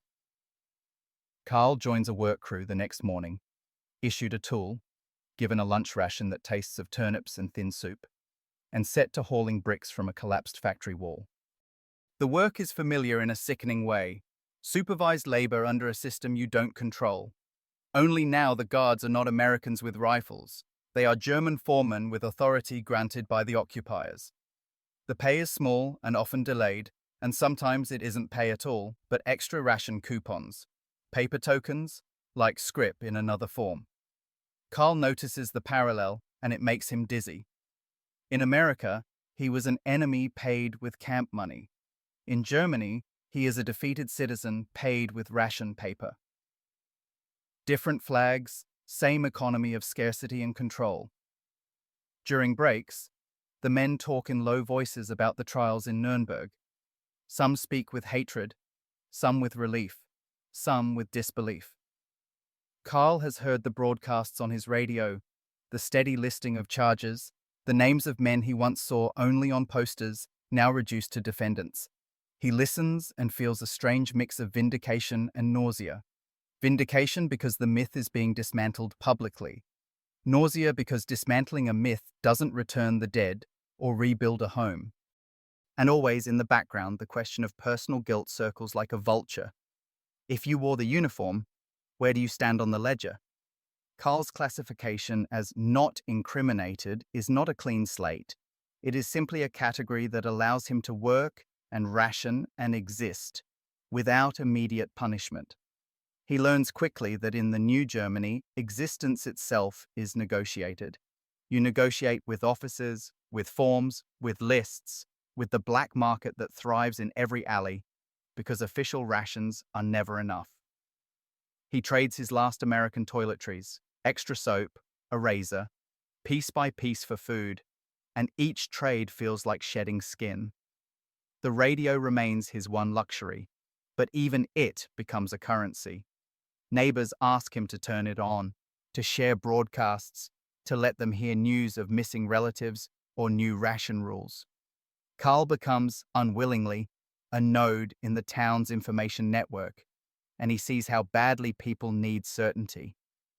One evening, a woman arrives at the doorway of the room he rents, barely more than a corner in a shared building, and asks if he can listen for a list of names from a displaced persons camp. Carl turns the dial, the speaker hissing, and the woman grips the edge of a chair so hard her knuckles whiten. The list doesn't include her husband. She thanks Carl anyway, voice empty, and leaves. Carl sits alone afterward and feels the weight of being useful in a country of wounds. In the summer of 1946, he finally receives a note through a local tracing service, thin paper stamped and smudged, informing him that his mother was registered months earlier in a refugee shelter west of the Elbe, alive at that time, destination uncertain. The words "alive at that time" hit him like sunlight through smoke. He reads the note again and again until the paper softens at the folds. Alive, Not home, not found, but alive. He turns on his radio that night and listens to the broadcasts with a different posture, leaning forward like a man hearing a direction. The announcer speaks about transport schedules, about permits, about registration offices, and Carl scribbles in his notebook with the same urgency he once used to record D-Day place names in Nebraska. The irony isn't lost on him. He learned to chase the truth through a radio as a POW, and now he chases his mother through the same crackling speaker in a ruined country. He reaches into his wallet and touches the last slip of camp scrip still tucked there, and for the first time he understands it, not as a symbol of comfort, but as a marker of how his life has been governed by systems, military systems, prison systems, occupation systems. The question is whether he can ever live outside a system again, or whether the post-war world will always feel like a line he must stand in, papers in hand, waiting for someone else to decide what he is allowed to do next. November 9, 1946. A refugee reception hall near Osnabrück, British zone. Rain taps the tin roof with a fast, nervous rhythm, and the building smells like wet coats, cabbage soup, and the sour exhaustion of too many people living too close together. Carl Fisher stands at the entrance clutching a permit stamped with fresh ink, his notebook stuffed with town names and office addresses, and he feels the same tightness he once felt stepping through a camp gate in America, except this time the wire is invisible, made of bureaucracy and hunger and the fear of hearing the wrong answer. He has travelled here on a patchwork route of crowded trains and borrowed rides, following the tracing notes trail through offices that kept telling him the same thing in different words. Perhaps, maybe, check the lists, come back next week. The radio helped him find the right district office, the right schedule, the right rumor that turned into a lead. And now he is here, walking between rows of cots and makeshift partitions, while a clerk with tired eyes flips through registration cards as if shuffling a deck of broken lives. Name, the clerk says without looking up, and Carl gives it, then gives his mother's, Hedwig Fisher, birth year, last known address, any details he can produce like evidence in a trial. The clerk's finger traces lines on a paper grid, pauses, then taps. Shelter B, he says, pointing with the blunt end of a pencil. Carl's throat goes tight as he moves through the hall, boots sticking slightly to a damp floor that has been scrubbed too many times with too little soap. Shelter B is a partition of hanging blankets and salvaged boards, a small island of privacy in a sea of strangers, and Carl stops at the threshold because he hears a cough that is familiar in the way a childhood smell is familiar, something you recognize before you can explain why. Inside, a woman sits on a cot with a shawl wrapped around her shoulders. Her hair, once dark in Carl's memory, is now a washed-out grey, pulled back tightly as if neatness can defend against chaos. Her hands are thinner, veins raised, fingers stained with ink or coal. She looks up slowly, eyes narrowing against the dim light, and for a second Carl is sure she won't know him. The last time she saw him, he was a boy in uniform, leaving for North Africa, and now he is a man with a harder face and eyes that have watched too much. Then her mouth opens slightly, and she says his name, as if it is a word she has been afraid to speak too loudly, in case it disappears. Carl? The sound breaks something in him. He steps forward, and she rises unsteadily, and the embrace is awkward at first. Two people unsure of the rules of touching after years of absence.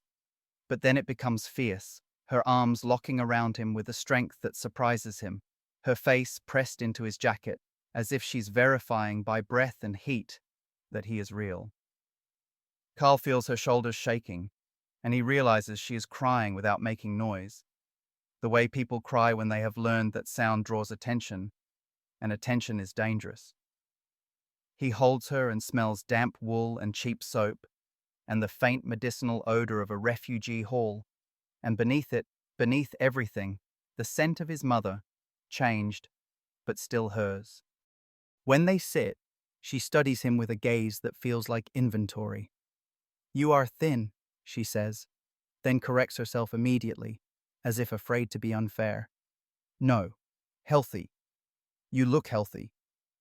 Carl tries to answer, but words clog his throat, and what comes out first is not an explanation but a question, urgent and childish. "Where have you been?" She exhales slowly and begins in fragments, because her story is not a straight line.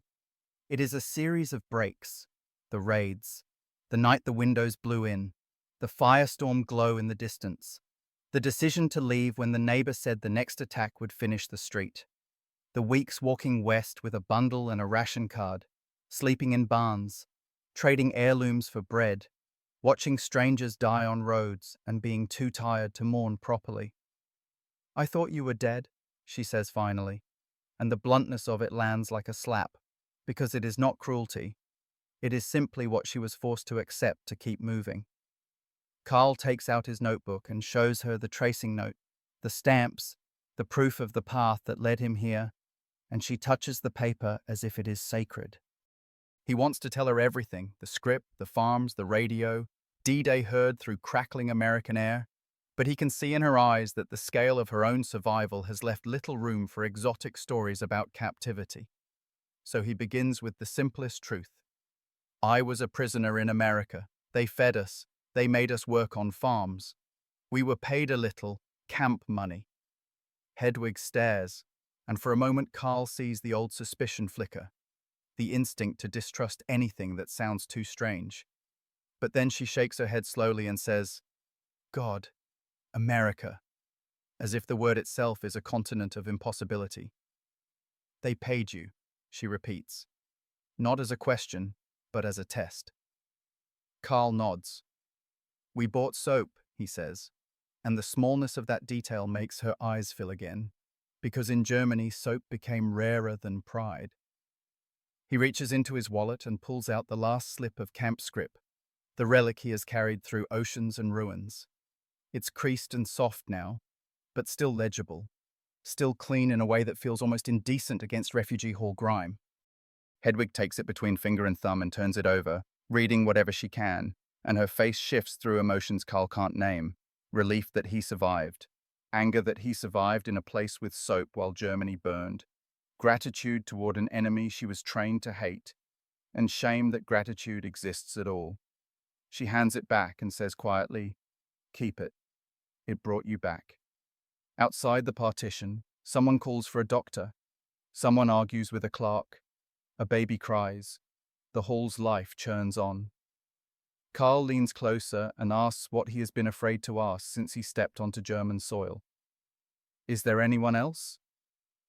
Hedwig shakes her head once, a small motion that carries a lifetime of loss. Carl feels the grief rise, hot and sharp, but he swallows it because he has learned from camps and from rubble that grief is a luxury you can only afford when the immediate tasks are solved. "We must find a place," he says. "A room, work, food." Hedwig nods, practical already, because she has survived by being practical. That night, Carl sits on a cot beside her, listening to rain and the low murmur of hundreds of displaced people breathing in the dark, and he turns on his radio very softly. A British Zone broadcast crackles through, listing regulations, transport updates, ration instructions. It is not comforting in itself, but the familiar act of turning a dial and extracting meaning from static gives Carl a strange steadiness.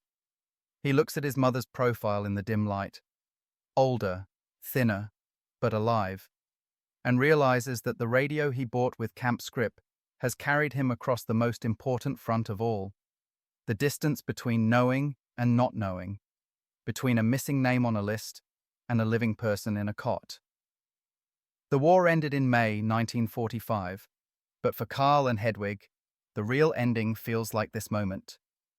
Two survivors sharing thin air in a refugee hall, planning the next day as if planning itself is an act of defiance. April 21st, 1947. British Zone, a small rebuilt quarter on the edge of Osnabrück. Spring sunlight lands on patched brick and fresh mortar like a blessing that feels almost suspicious. And Carl Fisher walks down a street that didn't exist a year ago.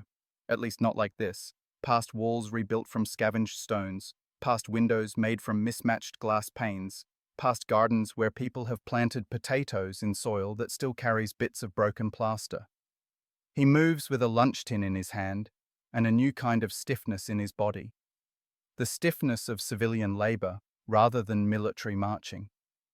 Since finding his mother, life has become an endless sequence of practical steps: registration, permits, ration renewals, finding a room, then another room when the first was requisitioned, finding work, proving classification, proving usefulness.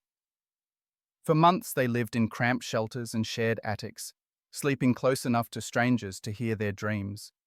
But gradually the chaos thinned. Carl got a steady job with a municipal reconstruction crew, assigned first to clearing rubble, then to basic carpentry, then, because his pre-war training as a mechanic still mattered, to maintaining equipment, generators, pumps, the battered trucks that hauled stone and timber. He learned quickly that post-war Germany runs on repair, on making broken systems function long enough for something better to replace them. He comes to work now not with a rifle, but with tools: wrenches, a grease rag, a small tin of bolts he guards like treasure. The crew's yard is a jumble of salvaged machinery and new parts shipped in under Allied supervision, and the foreman, German, older, with hands like cracked leather, calls out assignments in a voice that still carries the cadence of command, because many foremen were soldiers once, and they have simply traded uniforms for work coats. Carl checks an engine, adjusts a belt, listens to a generator's uneven thrum, and feels a strange satisfaction in the sound becoming steady again. The war taught him how easily systems collapse. Rebuilding teaches him how stubborn systems can be when enough people agree to keep them running. His mother, Hedwig, has found her own routine too, helping in a communal kitchen some days, mending clothes other days, trading labor for extra ration coupons whenever possible. The two of them have developed a quiet language of survival. Who stands in which line, which neighbor can be trusted, which office is newly strict, which market stall has potatoes that aren't rotten. They live in a single room with a small stove and a window that looks out onto a courtyard where children play among piles of bricks. And sometimes Carl watches the children and feels a tightening in his chest, because their laughter is the first sound in years that seems unconnected to war. Yet the war is never completely absent. It appears in the missing men, in the way everyone flinches at loud noises, in the black market whispers, in the denazification categories that still shadow jobs and friendships. Carl's classification has allowed him to work, but it has not absolved him in the eyes of everyone. Some people look at him and see only uniform. Others look at him and see only a man with hands that can fix things. He has learned to accept both perceptions without trying to correct them, because correction is wasted energy in a country that still eats turnip soup more often than bread. In the evenings, the radio remains their anchor. It sits on a small shelf, like a relic of another world, and when Carl turns it on, the house fills with the cautious voice of the occupation broadcasts and, increasingly, with German voices that sound less defeated and more administrative. Announcements about currency controls, ration adjustments, local elections, reconstruction plans. The word reform appears more often now, spoken with a careful optimism that feels like someone stepping onto thin ice. Carl listens, and sometimes he catches a station from farther away, music that isn't martial, a dance tune, an orchestra, and Hedwig sits quietly, hands folded, as if listening to music is still something that requires permission. One night, a neighbor comes by and asks if he can listen too, and then another neighbor, and soon the small room is filled with people who want to hear something beyond their own hunger. Carl doesn't like crowds. The camp taught him what crowds can become, but he lets them in because he understands what the radio has become in these years. Not entertainment, but orientation. It tells them when the ration office hours change. It tells them which trains might run. It tells them what the occupiers plan. It tells them, in the smallest and largest ways, that tomorrow exists. In April, Carl receives his first true wage in a new form, still limited, still rationed, but more like normal pay than coupons, and he brings home a small sack of flour and a piece of meat so rare, Hedwig stares at it as if it might accuse them of theft. They cook it slowly, carefully, and the smell fills the room with a memory of pre-war life so sharp it almost hurts. Hedwig eats quietly, tears in her eyes, and Carl realizes that the war did not only destroy buildings, it destroyed people's ability to trust abundance. Even when you have a little, you fear it will be taken, fear it will vanish. After dinner, Carl takes out the slip of camp scrip again. He still keeps it, folded and soft, and he shows it to Hedwig as if to prove something, that his life has traveled from one controlled economy to another, from camp tokens to ration cards to wages that feel like a miracle. Hedwig touches it and then gestures toward the radio and says, almost gently, "That little paper bought more than soap." Carl nods because he knows what she means. It bought a way to endure time, a way to gather information, a way to believe in continuation. He thinks back to Nebraska nights, to the static and the words Normandy and bulge and surrender, and he realizes those broadcasts were his first lessons in living beyond slogans. Now the new broadcasts are lessons too: patience, procedure, rebuilding. The next morning, Carl returns to the yard and works until his hands are black with grease. And at midday, he sits on a pile of timbers and eats bread with a thin spread of jam, watching cranes lift beams into place like slow, deliberate gestures of recovery. The war, he understands, is no longer his daily context. Work is. And work, unlike war, accumulates something lasting. Each repaired pump means clean water. Each rebuilt wall means warmth. Each working truck means supplies move. It is not heroic in the way propaganda once promised, but it is real. And in 1947 Germany, reality is the only kind of victory that matters. October 3rd, 1948. Osnabrück, British Zone. Now a town that looks less like a wound and more like a scar. The air has that crisp autumn clarity that makes repaired streets and newly painted shutters seem almost unreal. And Carl Fisher walks home from the reconstruction yard with a steady wage in his pocket and the strange, quiet fatigue of a man who has spent years doing the unglamorous work of making life function again. The changes have been coming in waves. First rubble cleared, then roofs patched, then shops reopening, then a currency reform that made old ration logic collapse overnight, and each wave has brought its own kind of fear. Fear of chaos, fear of losing what little stability has been built, fear that any new system will fail the way the last one did.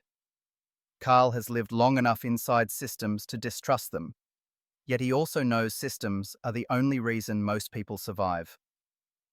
On this particular evening, he stops at a small market stall and buys a loaf of bread with money that feels, finally, like money, something that will be accepted tomorrow as well as today. And he brings it home to Hedwig, who sits by the stove mending a sleeve with the careful, practiced motions of someone who learned long ago that you make things last because nothing is guaranteed to be replaced. They eat in the dim warmth, and afterward Carl takes the radio down from its shelf and taps it gently, checking the back panel, checking the batteries out of habit even though he doesn't need to anymore. The habit is older than peace. The broadcast that night isn't about battles or curfews or ration hours. It's about rebuilding, industrial output, coal deliveries, a new sense of German self-administration under Allied oversight. The announcer's tone is measured, and Carl hears something he never heard in German voices during the war. Restraint. The loud certainty is gone. In its place is a cautious competence, a language of numbers and plans instead of destiny. Hedwig listens quietly, then says, "It still sounds like orders." Carl smiles faintly because she's right. The difference now is that the orders are aimed at life, not death. After the broadcast, as the room settles into silence, Carl reaches into a small tin box where he keeps the few objects that survived the war's churn, papers, a photograph, a couple of letters, and he pulls out the last slip of American camp scrip. It is faded at the folds, soft-edged from years of handling, and it looks almost ridiculous now, like a child's play note. Hedwig watches him the way she always does when he takes it out, with a mixture of curiosity and something like reverence. Carl turns the scrip over between his fingers, feeling the cheap paper, and he realizes he no longer holds it because he imagines it has value. He holds it because it is evidence of a lesson he had no words for when he learned it. In 1943, in the first days of farm labor under guard, he thought the scrip meant America was strange, maybe even weak, paying enemies, feeding prisoners, following rules while the world burned. Then he understood the opposite. The scrip was not softness, it was confidence. It was a system so sure of its power that it could afford to treat captives as laborers under law rather than as beasts to be broken. It was a weapon that didn't look like one, turning captivity into routine, routine into stability, stability into a quiet erosion of propaganda. Carl remembers the first bar of American soap, the first canteen line, the first time he heard swing music through a radio bought with tokens. And he recognizes how those small, ordinary things changed him more than any battlefield speech. They taught him that normal life, rules, pay, choices, can be more subversive than violence. Violence forces you to hate. Normalcy forces you to compare. And comparison is deadly to lies. Hedwig reaches out and takes the scrip from him again, holding it up to the lamp as if reading its ghost. "This paper kept you alive," she says softly. Carl shakes his head, and for the first time he can say it clearly. "It didn't keep me alive. It kept me human." The word surprises him as it leaves his mouth, because for years he has been afraid to claim humanity as something separate from uniform or guilt. But he means it. Behind American wire, he had been forced to live as a person with choices, however small. And those choices, soap or cigarettes, hoard or spend, save for a radio or write another letter, trained him for the post-war world more than he ever expected. When Germany collapsed, he didn't collapse completely with it because he had already lived through a controlled ending in microcosm. Surrender, routine, waiting, returning. The camp was a harsh school, but it taught him how to endure a life where the rules come from elsewhere. Hedwig hands the scrip back and then gestures toward the bread wrapper on the table, the radio on the shelf, the mended sleeve in her lap. "We are still doing it," she says, meaning the work of survival, the daily discipline of rebuilding. Carl nods and feels, in that moment, a strange clarity about his own guilt and his own place in the world. He will never be able to erase the fact that he wore the uniform of a criminal regime. But he can refuse the old habit of surrendering his mind to slogans.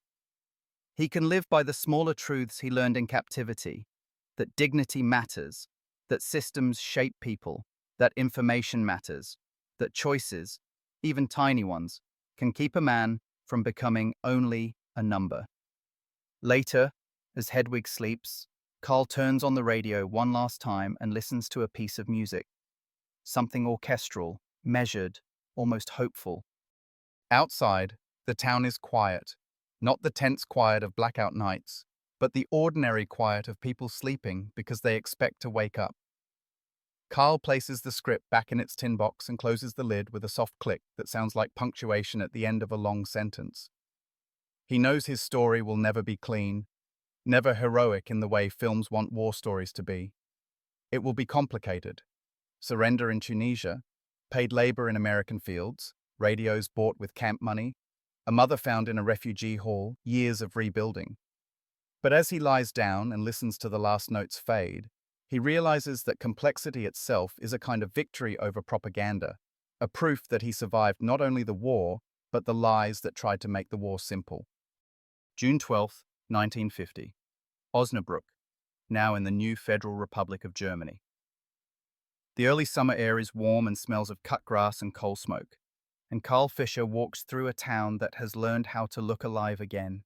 Streets swept, shop windows bright, children running with an ease that still sometimes startles him.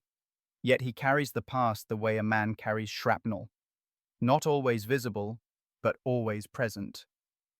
He is older now, his hands permanently marked by work, grease under nails, scars from rebuilt machinery, knuckles thickened by years of lifting what war knocked down.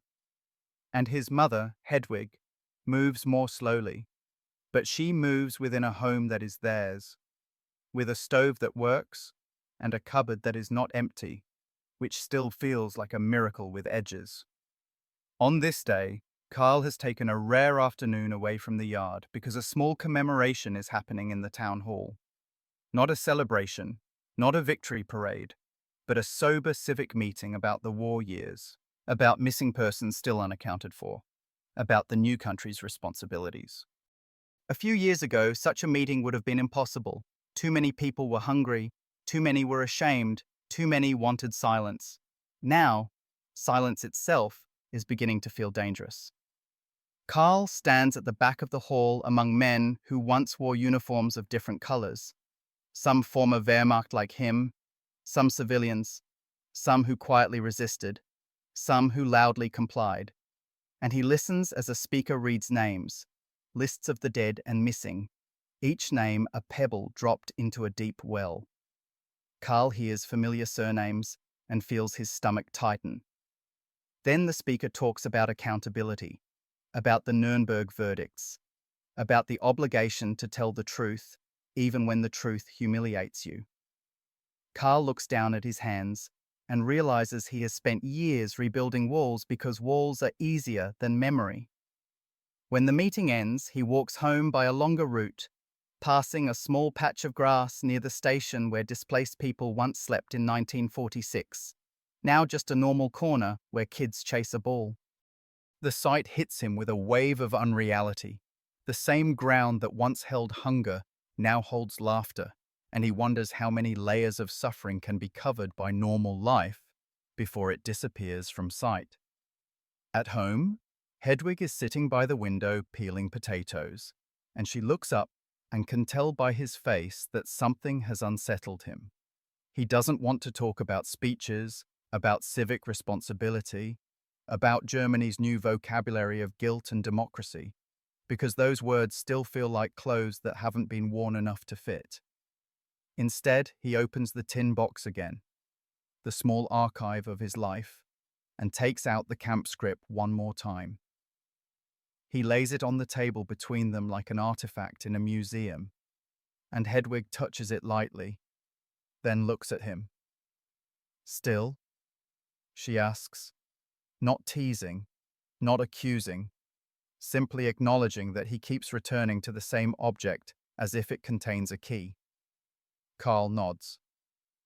"I think about what it meant," he says. Then, "And now," he tells her, slowly, about the hall meeting, about hearing names, about how rebuilding has been a way to avoid looking too closely at what he was part of.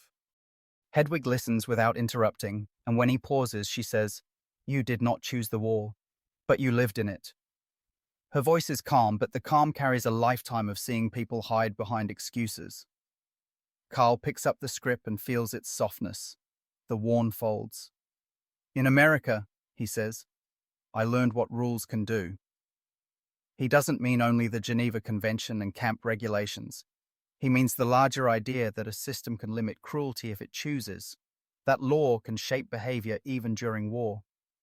"They didn't have to pay us," he says, and he hears how it sounds, like gratitude to an enemy, and he forces himself to keep going. "But they did, and it made me think. It made me compare. It made it harder to believe what I'd been told." Hedwig nods, eyes on the paper. "It kept you from becoming an animal," she says, repeating what he once said in 1948.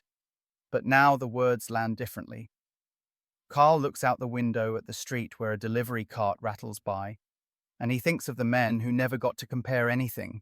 Men who died in forests, in rubble, in camps whose existence he once claimed he only heard rumors about.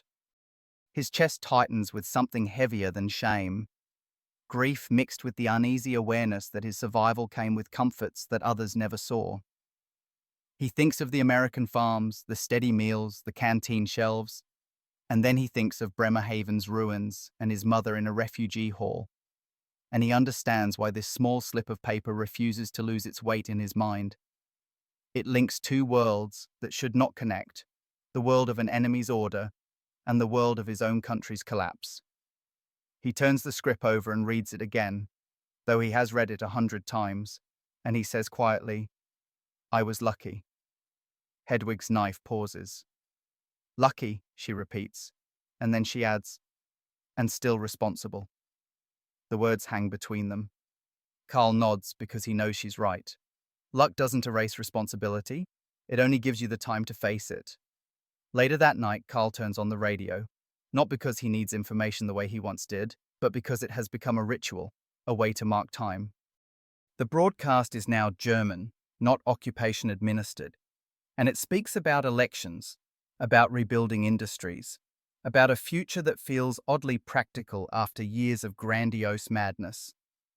Carl listens and realizes that the country is learning, slowly, to live with complexity, to accept that a nation can be rebuilt only if it stops pretending it was only a victim. He picks up the scrip once more, then folds it carefully and returns it to the tin box. And as he closes the lid, he feels a small, internal decision take shape. Not a vow to be forgiven, because forgiveness is not something he can demand, but a vow to stop flinching. To remember the fields in Texas and Nebraska, the crackle of D-Day through a camp radio, the hunger roads of 1946, his mother's face in a refugee hall, and the names read aloud in a town hall. Remember them all without letting any one piece become a convenient story. Outside, the town quiets into sleep, and Carl lies down, knowing that peace is not the absence of memory. It is the choice to live honestly with memory, even when it hurts. June 26, 1950, Osnabrück. The summer evening is warm enough that Carl Fischer keeps the window cracked, and the street noise drifts in. Bicycle tires on cobblestones, a distant laugh, the clink of bottles being unloaded. Sounds of a town learning how to be ordinary again, but the radio on the shelf turns that ordinariness brittle in a single sentence. Carl has been half listening as he cleans grit from beneath his nails with the tip of a penknife, Hedwig across the room folding laundry with slow, careful movements. When the announcer's voice shifts into that tightened, urgent cadence Carl still recognizes in his bones, something has happened. The broadcast says the words twice, as if repetition will make them believable. Fighting on the Korean peninsula, an invasion across the 38th parallel, the United Nations calling for response. Carl's hand stops mid-motion. He doesn't know Korea the way he knew France or Italy, doesn't have a map in his head the way he did as a young soldier, yet the feeling is immediate and physical. An old door in his chest opening on creaking hinges, because the specific geography doesn't matter. What matters is the pattern. A new war starting somewhere else while people here are trying to pretend war is a finished chapter, an older book closed and shelved. The radio continues. Names of cities he can't place, diplomatic phrases that sound clean and abstract. But behind those phrases, Carl hears the same machinery beginning to turn. Mobilization, supply, trains, factories, uniforms, men leaving homes. Hedwig looks up and says simply, "Another one?" And the question is not rhetorical. It carries a lifetime of disbelief that humanity can step back into the same fire. Carl doesn't answer right away. He gets up, crosses the room, and turns the volume down as if lowering it can keep the news from infecting their walls. For a moment, he stands with his hand on the radio's wooden casing, feeling the faint warmth of the set, and he is back in Nebraska without meaning to be. Barracks, air thick with tobacco, men leaning in close, static hissing like snow, the word Normandy snapping the room into silence. Then bulge, then surrender. He remembers how information felt then, not merely news, but a force that rearranged the inside of you. He turns away from the radio and opens the tin box again, the one he pretends is just for documents, but which has become a private altar to everything he can't fully explain to anyone else. The camp scrip is still there, creased and soft, and when he lifts it out, the paper seems to absorb the room's lamplight in a dull, stubborn way, as if refusing to be just trash. Hedwig watches him with a steady gaze. She knows what he's doing without needing words. Carl sits, puts the scrip on the table, and says, almost to himself, "It begins again." Hedwig shakes her head once. "Not here," she says, "but there is no comfort in it. Not here is only a temporary shelter in a world that seems to keep proving that distance is not safety." Carl listens again, low volume now, to the announcer describing meetings and resolutions and the possibility of a wider conflict, and he feels a new fear sliding in under old ones. That Germany, barely standing, will be pulled into history's current again. That the next decade will ask for uniforms and loyalty tests. That the rebuilt walls will once more be measured not by warmth, but by whether they can withstand blast. He thinks of the men in his work crew, some younger than him, boys who were children during the raids, and now talk about defense and the Russians with the sharp certainty of people who have not yet learned how fragile certainty is. He thinks of how easily nations convince themselves they are only reacting, only defending, only doing what must be done. That night, after Hedwig goes to bed, Carl sits alone at the table with writing paper, real paper now, not camp-issue scratch pads, and he begins a letter he has postponed for years. Not to a German office, not to a tracing service, but to a name that still exists in him as a symbol of a strange, disorienting kindness. Mr. Harlan, the Nebraska farmer, or perhaps the camp interpreter whose German had been careful, or perhaps no one specific at all, just to the farmer who watched us work. Carl doesn't know if the address will be correct, doesn't even know if such a letter would be welcomed in America, but he writes anyway because writing is how he keeps his mind from looping on helplessness. He describes briefly what he never described to anyone in full: the work rows in Texas heat, the beet fields in Nebraska, the scrip counted out like something unreal, the canteen soap that smelled clean, the radio he bought that told him truths his own country refused to speak. He does not write a thank you like a man begging approval. He writes it like a man marking a fact, that being treated under rules mattered, that being allowed small choices mattered, that those choices helped him return to a ruined Germany without losing his sense that he could still be a person rather than a wreck. He pauses over one sentence, then writes it plainly. "I learned in captivity that law can restrain cruelty, and that made it harder for me to lie to myself later." When he finishes, he folds the letter and holds it for a long time without sealing it, as if unsure whether sending it is courage or vanity. The radio murmurs softly in the background, continuing to describe a war far away, and Carl realizes something he hadn't fully admitted even in the town hall. His story isn't finished because history isn't finished, and memory is not a box you close once the rubble is cleared. Memory is a tool, like a wrench, uncomfortable, heavy, necessary, and perhaps the only honest thing he can do is keep it sharp. He puts the script back into the tin box, not as a charm against the future, but as a reminder of the one lesson he refuses to surrender again: that the world turns most dangerous when people stop comparing, stop questioning, stop listening past the slogans. Outside, Osnabrück settles into a peaceful night, but the radio's faint, distant urgency keeps threading through the quiet, and Carl sits at the table, letter beside him, understanding with a tired clarity that peace is not a permanent condition. It is work, and it can be undone, and the only defense he fully trusts anymore is the stubborn, disciplined habit of telling himself the truth. September 14th, 1951. Osnabrück.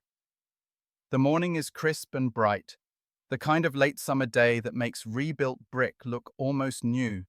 And Carl Fisher is tightening bolts on a generator housing at the municipal yard when a foreman calls his name with a strange emphasis, as if it doesn't belong in this place of grease and clanging metal. Carl wipes his hands on a rag and walks to the office window where a man stands outside in a clean suit that looks too American to be mistaken. Broad shoulders, a hat held in his hand, and a face that carries that particular blend of politeness and confidence Carl remembers from MPs and clerks across the ocean. The man introduces himself in careful German as Mr. James Whittaker, part of an American assistance mission attached to post-war reconstruction, one of the countless people now moving through Germany under the banner of aid, inspection, cooperation. His pronunciation is awkward but earnest, and when he switches to English, he does it without arrogance, just relief, as if language is a tool he can finally use properly. Carl answers in English too, halting but serviceable, the kind learned not in school but in farm fields and canteen lines, and he watches Whittaker's eyebrows lift slightly, surprised to hear it. "You learned in the States," Whittaker says, not quite a question. Carl nods. "POW," he says simply, and the word still tastes bitter and strange after all these years. Whittaker explains why he's here. The Americans have been gathering accounts about POW labor programs during the war years, partly for administrative history, partly to counter rumors and myths, partly because the new alliance lines of the Cold War have made yesterday's enemies into today's partners, and partners need shared narratives that don't collapse into hatred. Carl feels a tightness in his chest at that, shared narratives, because he knows how easily narratives are weaponized, how quickly they become slogans that erase complexity. Then Whittaker mentions a letter. "I received a letter," he says, and produces an envelope from his satchel, worn at the corners. "It took a long time. It was forwarded. I'm not sure you intended it for me, but it reached my office. It mentioned Nebraska." Carl's throat goes dry. For a moment, he can smell beet fields and cold barracks again. He had written that letter like a private act, not expecting a reply. Whittaker continues gently. "I worked briefly as a junior clerk at a camp in Nebraska in '44. Records and supplies. Not an MP. I recognize the details." Carl stares, trying to align the man in front of him with the ghosts in his mind. The bored canteen clerk, the pencil scratching in a ledger, the calm voice reading rules. It is disorienting to see one of those ghosts become a human being in a German workyard. Whittaker asks if Carl would speak with him for an hour after work, to describe the program, how the work details functioned, what scrip was used, what men bought, how the rules were enforced. "Not for propaganda," Whittaker says quickly, sensing the tension. "For record, and for understanding." Carl almost laughs at the idea that understanding can be recorded like inventory, but he nods anyway because he has learned that refusing to speak is how lies grow. That evening, in Carl's small apartment, Whittaker sits at the table where the radio once served as a lifeline and where Hedwig still mends clothing under lamplight. Hedwig is present but quiet, watching the American with the guarded courtesy of someone who has survived on suspicion. Whittaker opens a notebook and asks questions with careful neutrality. Which camps, which details, which crops, which pay rates, which canteen items. Carl answers, and as he speaks, his memories sharpen into specific scenes. Texas heat shimmering over cotton rows, Nebraska mud sucking at boots, the MP's rifle slung casually, the civilian foreman's clipboard, the scrip slip counted out as if it were nothing. He explains how the scrip worked, limited to camp use, exchanged at the canteen for necessities, a mechanism to prevent real money from circulating, a controlled economy that still allowed prisoners to feel a measure of agency. Whittaker nods, writing. "Radios?" he asks. Carl glances at the shelf where his old set now sits, more sentimental than useful. "Yes," Carl says. "Some of us bought radios. Batteries, too." Whittaker's pen pauses. And you listen to what? Carl feels Hedwig's gaze on him, and he chooses his words carefully. Everything, he says. American news, German broadcasts. It was comparison. Whitaker looks up and meets his eyes. Did it change you? He asks softly, and the question lands like a weight, because it's the question Carl has been answering privately for years with that folded slip of scrip. Carl doesn't give a dramatic answer. He simply says, "It made it harder to believe simple stories." Hedwig exhales, a small sound that could be agreement or sorrow. Whitaker sits back, and for a moment the room holds a strange triangle. A German former POW, his refugee mother, and an American who once filed papers in a camp ledger, now sitting together in a rebuilt Germany discussing a war that has already been repurposed by politics. Whitaker asks about treatment, about discipline, about violence. Carl tells him the truth as he experienced it, that there were strict rules, moments of humiliation, occasional harshness, but also consistent rations, medical care, and a system that treated prisoners as laborers under law rather than as prey. Whitaker doesn't smile at that. He looks relieved, as if the truth, even complicated, is better than rumor. Then Whitaker's questions shift toward the part Carl rarely says aloud. The aftermath. The repatriation ship. Bremerhaven. The rubble. The refugee hall where he found Hedwig. Carl speaks, and Whitaker listens with a face that grows heavier, because it is one thing to administer a camp and another to imagine the men you processed returning to a landscape of ash. At the end, Whitaker asks if he may see the scrip. Carl hesitates, then opens the tin box and places the folded slip on the table. Whitaker picks it up carefully, almost reverently, and studies it as if it is both trivial and profound. We printed thousands of these, he says quietly. They were just controls, accounting. Carl watches him and says, "For you. For us, it was proof we still existed as something other than prisoners." Whitaker nods once, slow. "I didn't think of that," he admits. Hedwig speaks for the first time, her German firm and calm.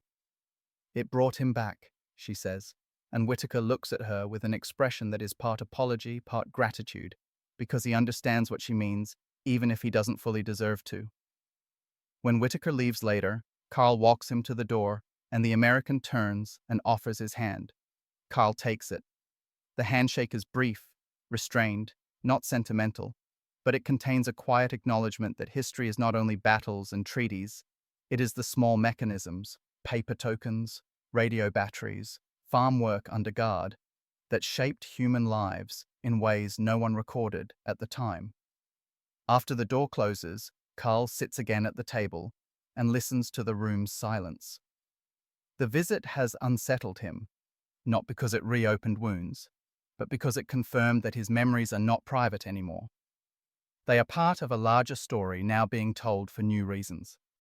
He takes the scrip and returns it to the tin box, but the gesture feels different. It no longer feels like he is preserving a relic for himself. It feels like he is preserving evidence. March 22nd, 1953. Osnabrück. A late winter rain slicks the streets, and the town's rebuilt bricks shine dark under lamplight as Carl Fischer walks home with his coat collar raised, carrying a small stack of papers wrapped in twine. Forms, receipts, a letter from a local office. Ordinary documents that would have meant nothing to him before the war, but now feel like the scaffolding of life. The American visitor, Whitaker, has come and gone months ago, yet the visit keeps replaying in Carl's mind in quiet flashes. The way the American held the camp script like it mattered, the way he admitted he had never thought about what it meant to the men who received it, the way the word record sounded both noble and dangerous. Since then, Carl has found himself looking at his own past differently. For years he treated the script and the radio as personal talismans, objects that anchored him to survival and to his mother's return. Now he sees them as artifacts that might outlive him objects that could either clarify or be twisted, depending on who tells the story. And in 1953 Germany, stories are being collected everywhere about suffering, about guilt, about heroism, about victimhood. Too many stories are too clean. Carl's is not. That night, after Hedwig has gone to bed, Carl sits at the same table that once held canteen price calculations and missing person notes, and now holds utility bills and work schedules, and he opens the tin box again. He lays out its contents like a man inventorying a life. The faded camp scrip, the worn notebook of place names and office addresses, a few letters that survived, a small photograph, the permit stamps from 1946, and the radio itself, its casing scratched and dulled but still functional. He turns the scrip over in his fingers and realizes the last of its emotional heat is cooling into something else: resolve. He doesn't want these objects to become nostalgia, a soft story about good captivity that lets anyone forget why captivity existed in the first place. He also doesn't want them to vanish, to be thrown away by someone who will never understand why a slip of paper can hold a war inside it. So he does something he has postponed for years. He begins writing his account. Not a grand memoir, not a confession meant for public absolution, but a plain chronological statement written in careful German with occasional English terms, POW, scrip, canteen, because accuracy matters more than elegance. He starts where it began. Tunisia, May 1943, surrender and transport. He describes the ship, the trains, the camp gates, the farm work details, the pay. He notes that the pay was in camp scrip only, that it could not be converted to dollars, that it was used for purchases at the camp canteen. He lists what could be bought: soap, tobacco, writing paper, batteries, sometimes radios. He includes the Geneva Convention context because he knows someone might accuse him of exaggeration or of praising the enemy. He writes about the radios and what they did to the mind, how they made propaganda harder to believe because they offered competing voices. He writes about D-Day heard through static, about the bulge, about VE Day, about the strange sensation of learning your country surrendered while you were still behind wire. Then he writes about the repatriation and the ruins, because without the ruins, the American chapter can become a sentimental postcard. He describes Bremerhaven's broken skyline, the hunger roads, the missing person boards, the refugee hall where he found Hedwig. He writes about rebuilding, denazification, and the quiet shame of remembering that captivity had sometimes been safer than freedom. When his hand cramps, he pauses and listens to the radio for a few minutes, not because he needs the news, but because the sound is part of the memory. The faint hiss feels like the texture of those years. Around midnight, he folds the pages and ties them with twine, then adds a note at the top: "For my family, for anyone who needs the facts." He sits for a long time staring at the stack, realizing he has done something irreversible. He has turned his private survival into a document that can be judged.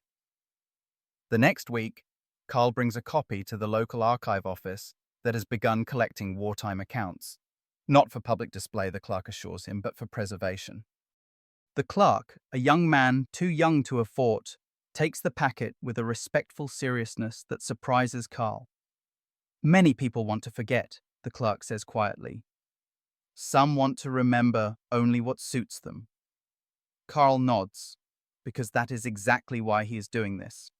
He does not want his story to become a weapon for anyone, neither for Germans who want to prove they were treated kindly and therefore were only victims, nor for foreigners who want to claim moral purity without acknowledging their own complexities.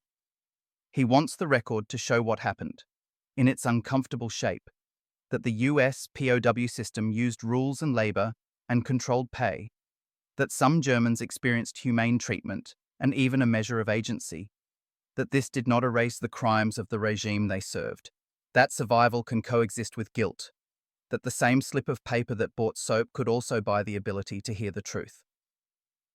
When Carl returns home and tells Hedwig he has left a copy with the archive, She looks at him for a long moment and then nods slowly. Good, she says. If someone tells lies later, there will be something to point to. Carl feels a quiet relief, not because he expects his account to change history, but because he has finally treated his artifacts as what they truly are: evidence. That night, he places the camp scrip back in the tin box, but he doesn't close the lid immediately. He lets it sit open for a moment, the paper visible, as if acknowledging that the past does not belong locked away. Then he closes it gently, and the soft click sounds less like an ending than a decision to keep the truth intact.